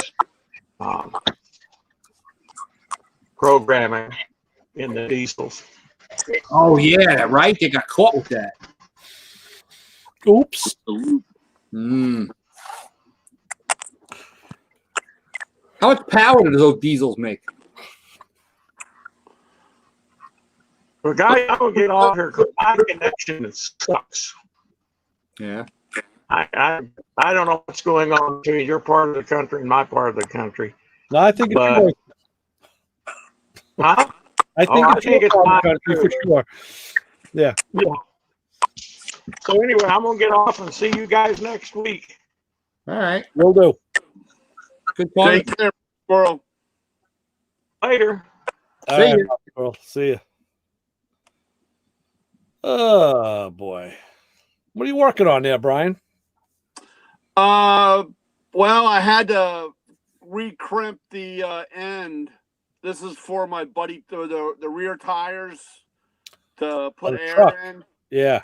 Yeah, I screwed up a tire a couple weeks ago, and it was leaking from one of the ends. Uh-huh. So I recrimped it, and it was all. I had to re-straighten the tube up. Hey, how do I see a lot of like cement mixers and heavy trucks that they have air coming through the axle, and then the hoses go to the dual tires on each axle. How are they not like blowing out seals and stuff? Huh. You're pumping all of that air from the air pump on the tractor trailer to keep the tires inflated. Well, I guess it comes off the brake system, right? Yeah. We need Yeah. Vince here. He's the trucker. He's the trucker. He would know. Yeah, You know, you see that all the time, especially like on cement mixers. Yeah. You'll see the coming out of the center hub. There'll be like a bearing sort of deal with the hoses on it, 2 hoses. One will go to the outer, one will go to the inner, Yeah. and it keeps the tires inflated. Keep him balanced, I guess. Yeah, and I'm like, but how are they sending that air through the axle housing without? I think you're right. Could be like with the brake, the air brake. There's got to be a compressor, They right? still got to send it in order to send it out the hub. You're putting it through the axle. It's got to go through somewhere, some kind of piping. Yeah. You know. I don't know. Think around like a brake line above on the axle, I guess. I don't see. Right. I can see they would. Yeah, I was just wondering. Yeah, does it actually pump the air in? Like at the actual brake shoes in the hub area, or Yeah, there could be like the through the actual housing? there could be. Well, if you think of it, you think about like a brake line, and then you have like your wheel cylinder or caliper that then distributes the fluid. So if it was air, you could have an air line on top of the axle, and then have the equivalent deal of either a wheel cylinder or a caliper that's an air cylinder, I guess. Right, but it's got to be able to. It has to have a seal in it so it rotates. Yeah. Because when I see these cement mixers, that T fitting is coming out directly out of the hub. The hub, yeah. So if you're feeding the air in there, it's got to be the hub is spinning because it's part of the axle. They all have live axles on those things. Well, don't lay awake at night thinking about this. No, Don't I let it won't. stop you, Not at all. because it's not going to stop me. I'll tell you that. I got other things to worry about. I know. Yeah, I think other things too when I'm going to sleep. It's I totally- I just thought it would be something cool to, because it's air brakes you're talking. like I said, we need Vince. He's the truck guy. Yeah. Lou would probably know. Lou would know. Hey, I got did I do the right thing here? I bought a Robert Shaw thermostat. That's what I put in my car. Full flow Robert Shaw. Oh, okay, cool. So I did the right deal. It's Right? got the big. That's the one. That's exactly what I bought for my car. Bought a 180. It will not. It'll never freeze closed. It's like it's got. Oh, you know what's cool? Usually on the thermostat, you can push it, make it Yeah. open and close, but this thing is like completely encased. Yeah, it is. It is. So it's like Johnny proof. Yeah, when I did the flow cooler water pump, I opted for the Robert Shaw thermostat also. I gotta make it move, otherwise I'm not happy. Oh, here we go. You're going to break You it. might break it. Move. No, it don't move. When you go through the back, it still doesn't move. I don't remember. I think I played with mine too, and I couldn't make it do it. And I said, I can see the hub with the spring, and it's inside this cover. Yeah. Now that's a real nice design. They say that it opens uniformly. It doesn't cock. It's it's a superior design, and it costs more money too. It's a more expensive part. Does it have a vent? Does it still have a vent hole in it? Well, it's got little holes in it. Yeah, it's it's got little holes in the bottom. got bypass. Yeah. No. On the side, it doesn't have a vent hole on the side. No, They say it'll bypass. it's got these holes. See that? Yeah. Oh, Yeah, so maybe it bypasses through there. That's where the wax pellet resides. yeah. Hell, it won't wax. Yeah. That's how it opens. The wax pellet, the wax heats up and then lets the valve open. That's how a thermostat works. There's a wax pellet inside. I never knew that till a couple of years ago. Right? Look at Brian. And then I said, holy shit, think how many times that thing changes state. But like think of a choke thermostat, a bimetallic spring that heats up and gets That's what I thought that these had, something like that. No, it's a wax pellet. But you think of a choke spring and how many times it opens and closes and changes state, and it's hot every time the motor's running, and those things keep working and working and working. It's amazing, the technology that's like 100 years old. Oh, check it out. There is a vent hole. It's really tiny. Okay. Yeah. See the little lump here? Yeah. Right there? It depends on how it mounts on the radiator. I mean, on the manifold. But you want that on top so you don't get an air pocket. This goes this way in the manifold. That's how it goes. Yeah. Yeah, it's like a little piss hole, which would most likely just pass air. Yeah. Yeah, well, that's like on a Ford manifold. The Ford, it's up and down. Yeah. Well, we're GM guys, so keep holding your hands like this when you're talking about Ford. That's a good idea. Yeah. Right. Good for you. So you want to put the little pee-pee hole on the top if it's a Ford. There. Right. Because some guys will put it upside down and then they get a big air pocket and they have all kinds of problems. Well, I've learned too that some guys are real on this side.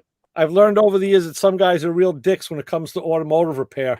So some of them really suck. That's why I don't hang out with them. Yeah, they always send you in the wrong direction, right? Yeah, Laugh. It's just those guys that always have the wrong idea. It's like, oh, this is great. I'm going to do this. Like, yeah, you go do that. Yeah. This is like Christmas, all of these parts I got. Yeah, it's great when there's somebody else's. Right? You got to do it all over again, though. Huh? You got to do it all over again. I know, but now I can like really scope everything out and go, nah. No, that's nice that you could do that. You're really vetting out the parts before you buy them again for real. Yeah. Well, this is really good stuff. I mean, I like this GPS module. Yeah, that's nice. Plugs right into that digital dash. There's your speedometer. They where do they tell you to mount that? You know what? Now I'm kind of pissed off at Holly. What does that say? China. Fucking China. Oh yeah, China, right there. 5 volts, China. Yeah. Yeah. Maybe I'll just keep a carburetor on my car and not go with this China fucking crap. No surprise. Yeah. But they may want you to have that in a specific location for signal. Yeah. Up some chink's ass. There you go. You gotta have Ching Chow riding the passenger seat and you No, this is gonna go. This is gonna go on the steel part of the dashboard cowl. okay. Dead center. All right. So be awesome. Whatever. More money I spent than I gave to the fucking chink. Yeah. Ridiculous. But at least it's nice and easy to plug in. Yeah, USB cable, right? USB, yeah. Bingo, bango, done. Just plug it in and go. That's it. 5-volt reference, and away you go. Well, this thing's unbelievable. Cold start, No, those really 30 thousandths of a second, and it's already hooked up, and it's figuring out how fast you're moving. they are quite advanced. Yeah. Got an internal battery backup. Oh, I keep thinking of the days of my K-Jetronic. I don't know enough about GPS, but it's really got Had the great fifth ejector for warm up that never worked. Let me see if I got some parts laying around here. I got all the manuals right over here on the shelf. I got all the original Audi stuff. Yeah. Yeah, K and L Jetronic. Mechanical fuel injection. The German way. I got the Hillborn upstairs. That's mechanical fuel injection the American way. Yeah. Just keep a garden hose dumping it in. Barrel valve and a bypass and What size pill? What size pill Right. did you run? the pill. I never ran it. I just bought the thing from somebody. Oh, But they will convert it to electronic for like $2,000. really? good. It's a wish list. Maybe someday. Who knows? Yeah, I want to put mine on. That's what I want to run on mine. Yeah. This oil pressure sending unit's got that California warning on it. believe it Oh or not. yeah. It's Yep. gonna give you cancer if you touch it. Yeah. Doesn't say made in China. That's a good thing. It's It's nice. probably made, It's stainless steel. it's probably made in Vietnam. You know what? I'll Friends. buy stuff from Vietnam all day long if I had the choice. No, they're our friends. That's cool. Yeah, they're our friends. They are now. I've been watching that After we burned their population with napalm. after we left like 9 million pounds of brass and bombs in their soil. They grow like shells, like on like. I think of the brass alone from the AR-15s. Holy shit! No. Got the 50 millimeter cannons on the choppers. Right. Yeah. Stuff flying out. I've been watching the show World War II Gold, where they're in like a mountain in Vietnam, trying to find all the old the gold the Japanese pilfered. Yeah. Yeah, it's a pretty good show. Yeah. I can only imagine how cool. much. Very cool. These are so easy to set up from the stuff that I read. Oh yeah. You know, you hook up the 2 wires. Well, it's 3 wire. It's a 3-wire deal, and it goes in there, and you select the channel, and you give it the parameters that you want. This one is a 0 to 100 Okay. PSI. Beautiful. And you just label it oil pressure, Right. and then it's done. Done. They even give you the stylus pen. That's to good. Work it. Yeah. Cool. That should be fun. I mean, you can get they got 0 to 3,000 PSI. Wow. What would you have in a Right. car that could register 3,000 PSI? Brake pressure. Yeah. No. Nobody It's goes the only through thing that would come close. Ray can send you on how to hook up your grounds, Johnny. Right. Right. that. Yeah, I can help you with that.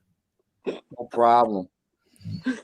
They got Everybody hundreds. looks at I had a guy look at my car. He's a GTO guy. He looked at my car and says, "All right, you were a Corvette mechanic, weren't you?" I was like, "Well, I've worked on them." Why? He goes, "Because nobody grounds anything like this unless they worked on Corvettes before." Right? Corvette no. got to ground everything. I just made every piece of this car a common ground, and you Sure. know what? It charges. The lights are bright. Everything is cool. So Got it. We're almost done. yeah, we only got like a minute and a half left. Okay, guys. All righty. Good night. All right, Brian. Good luck with the street money. Oh yeah, no problem. Cool. No problem. It's all part of the business. All right. Good night, Canada. John Day checking out. Yeah, we got a minute left, and then we'll be out of here. But I gotta I go to wanna see that- Orlando tomorrow. I'm gonna When are hit they going back traffic. to the radio station, Ray? I don't know. They're going to try and push to say that the station is an actual office because they were letting some offices open. And if that's the case, I can get in because I work there at the school. So I don't know. I haven't heard though that it'll be this week, but we'll wait and There was hear. a fiasco last week. What happened? Nothing Yeah. worked. Close to fuck. Yeah, everything went. The wheels fell off the bus. So I had the volume up as high as it could be, and I could barely hear you guys. yeah, we had problems. It was this. This is not the right way to do it. So I don't know. It's been working so well It, before. it was. Last week's fine. Then it was shit again. So we'll Because see. you changed Well, to a different Fuck though, Zoom. 'cause I had volume. I could hear you guys, but it was a really weird pitch. Yeah, it wasn't the Zoom that did it. It was the board that's being run in New Jersey. Goodbye. Yup. Hey, Maybe. 2 hours and 5 seconds. What's going on? Buy a lot Remember of that time it went like 2 hours and 10 minutes? What? Maybe he started late. Maybe Lou saw I came in. I know I came in a little late. No. No. He came on like 2 minutes after. Wow, still 2 hours. Funny. Must be Yeah, the glitch in problem the- is, I'm running part of the software here at my house. Chris is taking the calls in Connecticut, and my cousin is doing the board, but he's in Jersey. And we're thinking maybe it's between New Jersey and New York. Maybe the internet, maybe there's something with the signal transmission on different. We're all on different systems. Yeah. Could be. So we don't know. We don't have a definitive answer. Just that, but the week before it worked fine. So, I don't know. I don't know what it is. Wow. Yeah, but hopefully we'll be able to get back in there soon because I miss the board. I miss the music. I miss doing it the old school way. Yeah. So I don't know.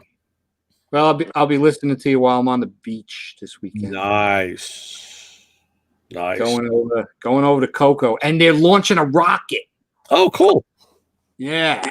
Nice. I'll be able to see one of those rockets goes up that lets out all those communication satellites.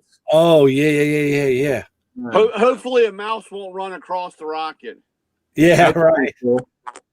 I was just last night's Star Trek episode. They did that. They had the Enterprise dropped these little drone pods, and they were spaced around a planet, and they all opened up into satellites, so they could beam light down to kill the the hunks of liver that were hanging on the wall that infected Spock. You didn't see the YouTube on the rocket that just went up with the astronauts? No. Oh no, they had a live shot going, and there's a mouse running around on the rocket when it's in the space. Really? Yeah, Really? yeah. So that's the big thing on the YouTube right now, showing this mouse running across. And this was in the capsule or in the rocket? No, this is on the outside. This was a shot looking live outside, and then all of a sudden you see this little thing jump up out of the rocket and run across. How the hell did it do that? Gee. I don't know, but they're all wondering why there's a mouse in space. Yeah. Interesting. And how is it alive? Come on. Right. I mean, This mouse was running around after it left the atmosphere? yeah, it's up in space right now. It was on the other day. Wow. I don't get So on that. YouTube, all I gotta do is put mouse and X rocket or whatever. You watch the video. I'll look that up. Yeah. That's something. It's awesome. This is jumped off the capsule that we just sent up? Yeah, it's on the thing on the outside by the little rocket. It has this like little mouse thing running across. Guess it brought its own air supply. Somebody had to just put that in there. I don't know, but anything. Come on, we gotta change the subject. No more, Yeah. I know. Why is there a mouse running around in space? Right. I just love the fact that his stuff lands. Yeah. you Yeah. know? It shows you what private enterprise can really do. Right. He's got ultra HD cameras everywhere. He's got really strong, return signals. So you're getting a great picture of what's going on. Yeah. And the thing goes up and the first stage comes right back down. Yeah. Who's better than Elon Musk? Lands on the boat. Yeah. No space Second junk. stage lands on the boat. The first stage lands right back at Kennedy Space Center. No space junk. It's unbelievable. Crazy. And when they send those things up, you can see them here from my house. Well, that's why they were saying the timing was so precise with the launch Yeah. because they were looking at satellites and other shit that's up there that the rocket would hit. So they had to get like between the traffic to merge. Well, this next one, I got like a little notification. It's got like a 8 or a 9 hour launch window. That's okay. That's pretty big. Depends on the day. Depends on where it's going. What Right. Where what orbit it's got to go to. That what changes orbit. everything. I'm just totally amazed that they are able to track all the crap that's up there. Oh yeah. Well, You hope. Hey, sooner or later, something's going to hit something. all you need is a camera on a satellite just to look at the shit that's passing it, and beam it back down. Yeah. They say the stuff is going by so fast you can't even see it coming. Oh really? Yeah. Oh yeah. But then again, I forget how fast you have to be to stay in like a synchronous orbit. right. You're moving fast. Yeah. And when something deteriorates or blows up, on re-entry, that stuff's got speed. Yeah. Then it's all relative based on your speed because it has to be Yes, faster than you, obviously. right. But I don't think, I don't know. Does everything spin the same way? Leave it to the Russians. We send everything up there basically, let's say clockwise, and leave it to the Russians to send some up there clockwise. Right. So who knows?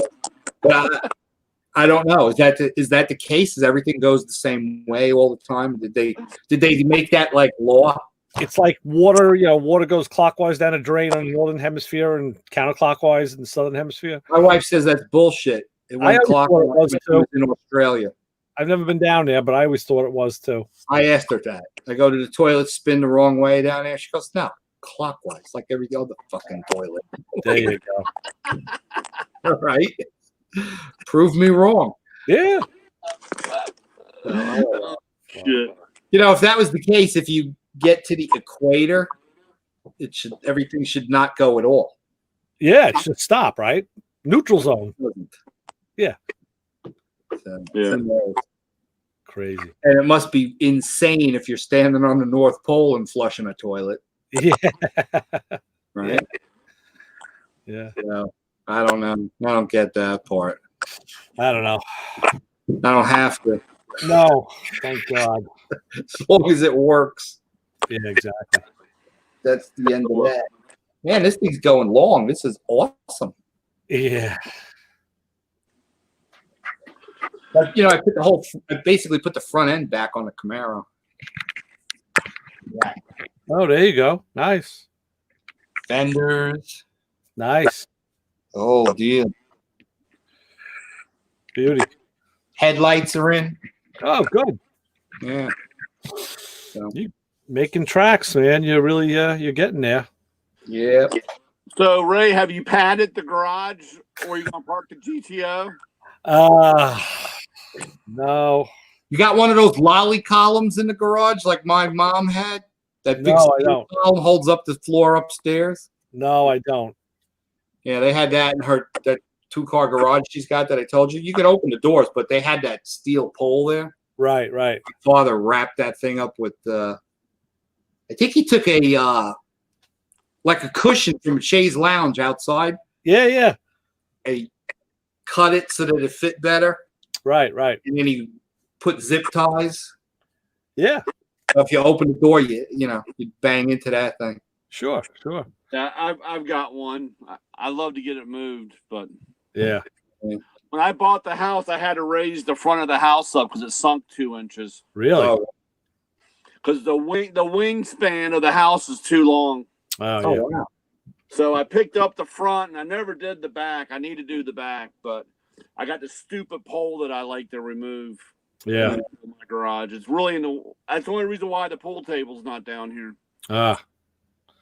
Where is the pool table?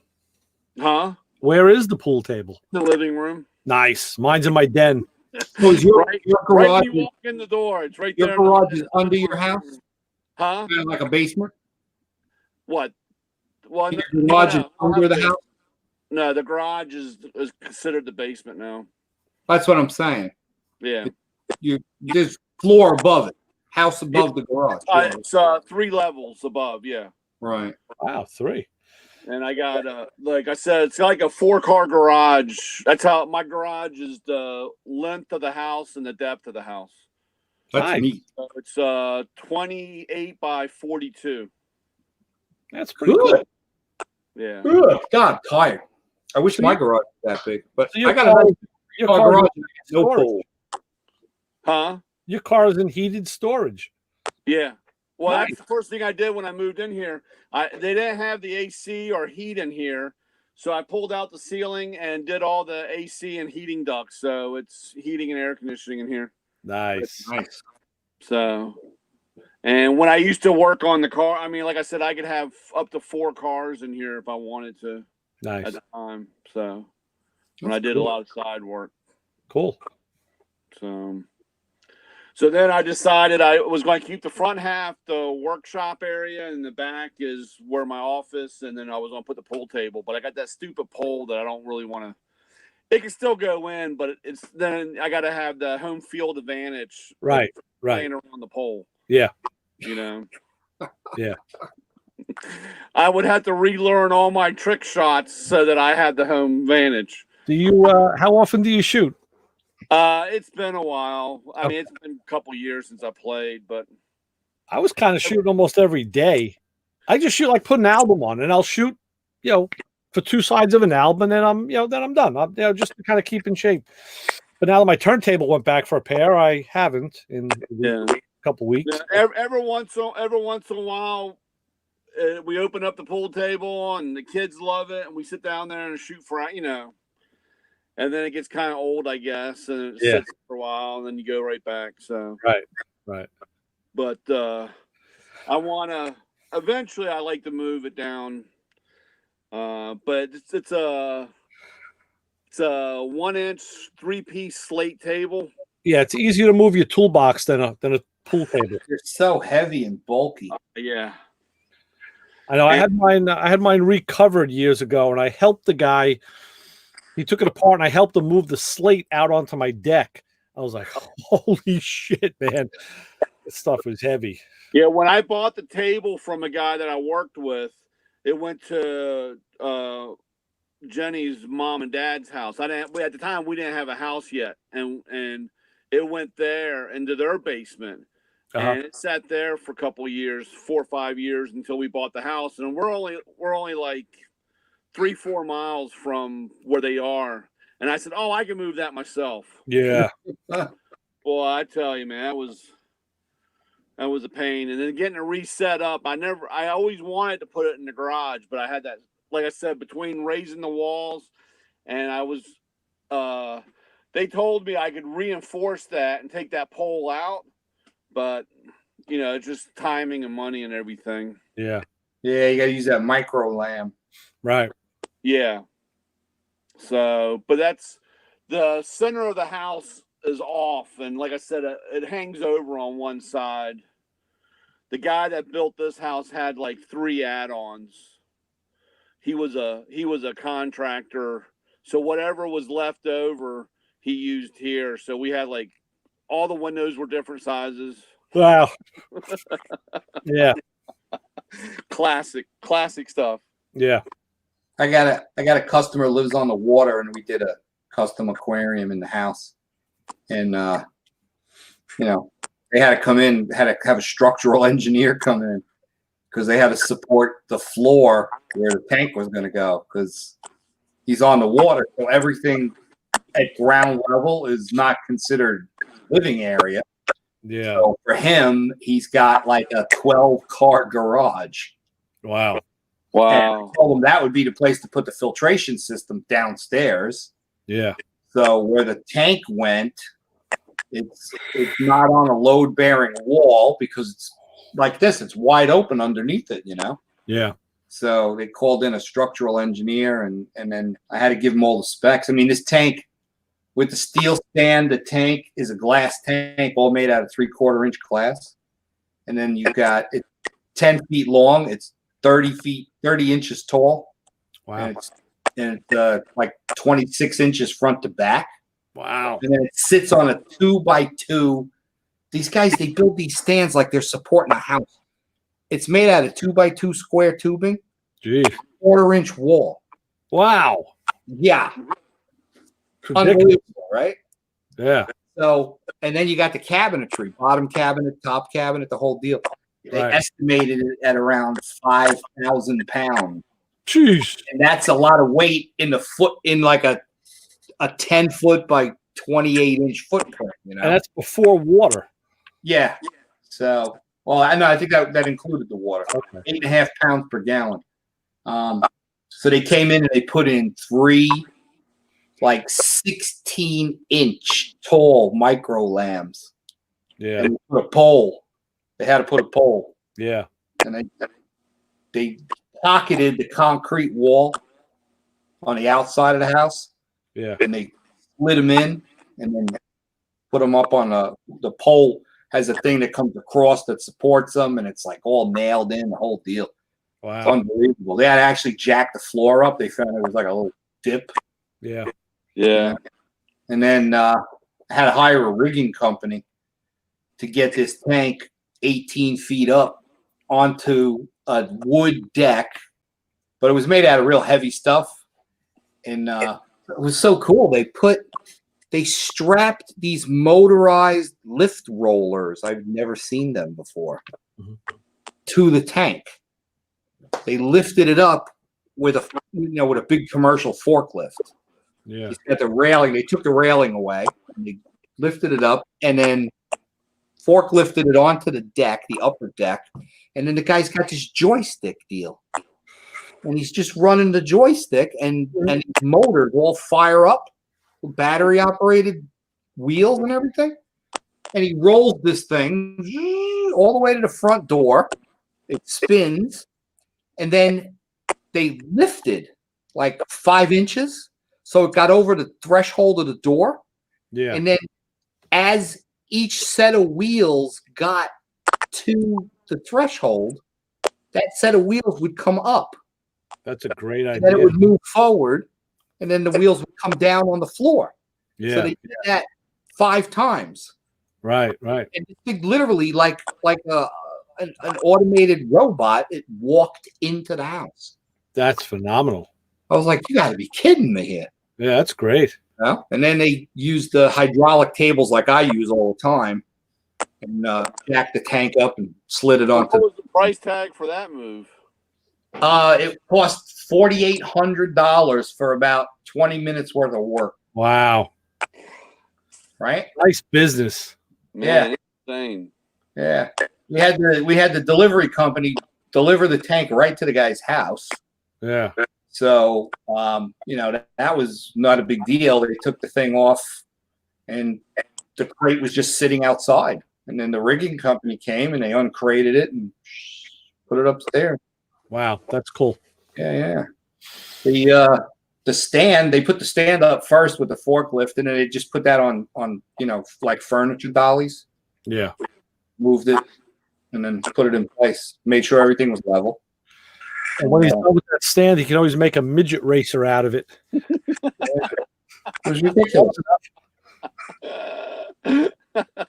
Crazy. Yeah. Man. Oh well. I'm working on another custom house on the water down in Tampa Bay, and it's going to be an 8-foot tall cylinder that's going to be in the entryway to this guy's mansion. Interesting. And they're going to have to use a high lift crane and crane the tank in before the roof goes on. Wow. Yeah. Cool. I was like, I got nothing to do with that. I'll Yeah. tell you the tank and the setup and everything, but you let the construction company deal with having to get it in there. Right. So I'll be shooting video of that. That's scheduled for next summer. It's crazy. Yeah. We got a bunch of stuff. We're working a year ahead. Yeah. There's Brian's keyboard. Under the hood there, checking something. I'm getting ready to run. I'm getting the computer ready to run credit cards tomorrow at 3 a.m. Billing. Yeah. 3 a.m. Why do you wait so late? No. Well, they get paid Friday, and Oh. at 3 a.m. is all that magical money running around in the air. Really? And our system, all I gotta do is get it ready, and it does it automatically. So while I'm sleeping, getting my beauty sleep, it Making runs money. everybody's credit card. Nice. That's awesome. And then I just get up, make my coffee, double check to make sure it all went through, and Yeah. it sends out, it takes the money and sends out a receipt and everything. Nice. So What happens, like I what said, happens when the money's not there? Huh? What happens when the money's not there? Oh, they get a phone call. Yeah. They get a phone. The funny part is sometimes when it's running at 3 a.m. and people have the notification, they will text me saying, "Why are you taking my money?" That's the funny part when I get these texts at 3 a.m. Yeah. Oh, And every once Guys- in a while, if 'cause the I'm up, guys- I'll answer back. Those are the young guys that are still out at the bar. yeah. Like, because it's payday. Yeah. They're like, "What are you doing up? Running my money, getting my money." So it's all right. Unreal. Cool. Oh, well. All right, I'm gonna go make some Z's. Yeah, Okay. I go to Orlando tomorrow. All right. They opened up the parks, which means I'm going to be hitting that Orlando traffic. Oh, good. Yeah, the traffic. Yeah. Maybe it'll roll on slow. You know, I don't think people are going to be rushing. I don't think I people saw will be video. Well, they're only letting limited amounts of people in, but Yeah. trust me, they're here. Aren't going to be putting themselves in crowd situations. So Yeah. whatever. Well, Disney got rid of Fast Pass. Yeah. Oh, did they? You got to wait online, and they showed video. They got in the queues. They put these mouse stickers. Yeah. Every 6 feet, Yeah. you got to step on the mouse. I don't know. It was eerie. We got a customer that literally lives around the corner from the Magic Kingdom Uh-huh. in a beautiful development, and I cut through Disney to go to his house the other day, Uh-huh. and literally drove down the main drag that takes you into the Magic Kingdom. They got that big giant There arch. we go. Yeah, yeah. Before you get there, there's actually the Tower of Terror sign, Yeah, yeah. and the car, kind of wobbles around. That's shut off. Wow. Nobody to be found. Cones in front of the entryway to go get your tickets to go park at all the parking lots with a security guard at each one. The only people that were actually out doing anything were the guys cutting all the grass. Right, right. It's so odd to roll through Disney and to not see a single car in any of the parking lots in the Magic Kingdom. Yeah. To see the trams all parked. It's like National Lampoon, right? Yeah. Yeah. Wally World. It was weird to see all of the monorails are all in the service area. They have there's a whole area where when they take them offline, Right. it's like a railroad yard, but it's elevated. Yeah, yeah. And they're all stacked up, one after another after another. I'm like, oh my God, it's so I thought it was weird driving through Roosevelt Field with no cars. yeah.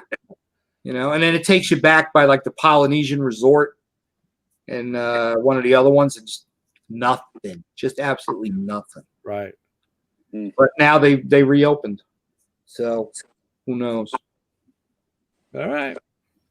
See what All happens. right, guys. All Y'all right. be All right. Enjoy Orlando. yeah. Yeah, well, I'll only be there for a couple hours. I got a meeting with the restaurant group. So, All right. all right, I'll see you guys. Talk to you guys soon. All right. See ya.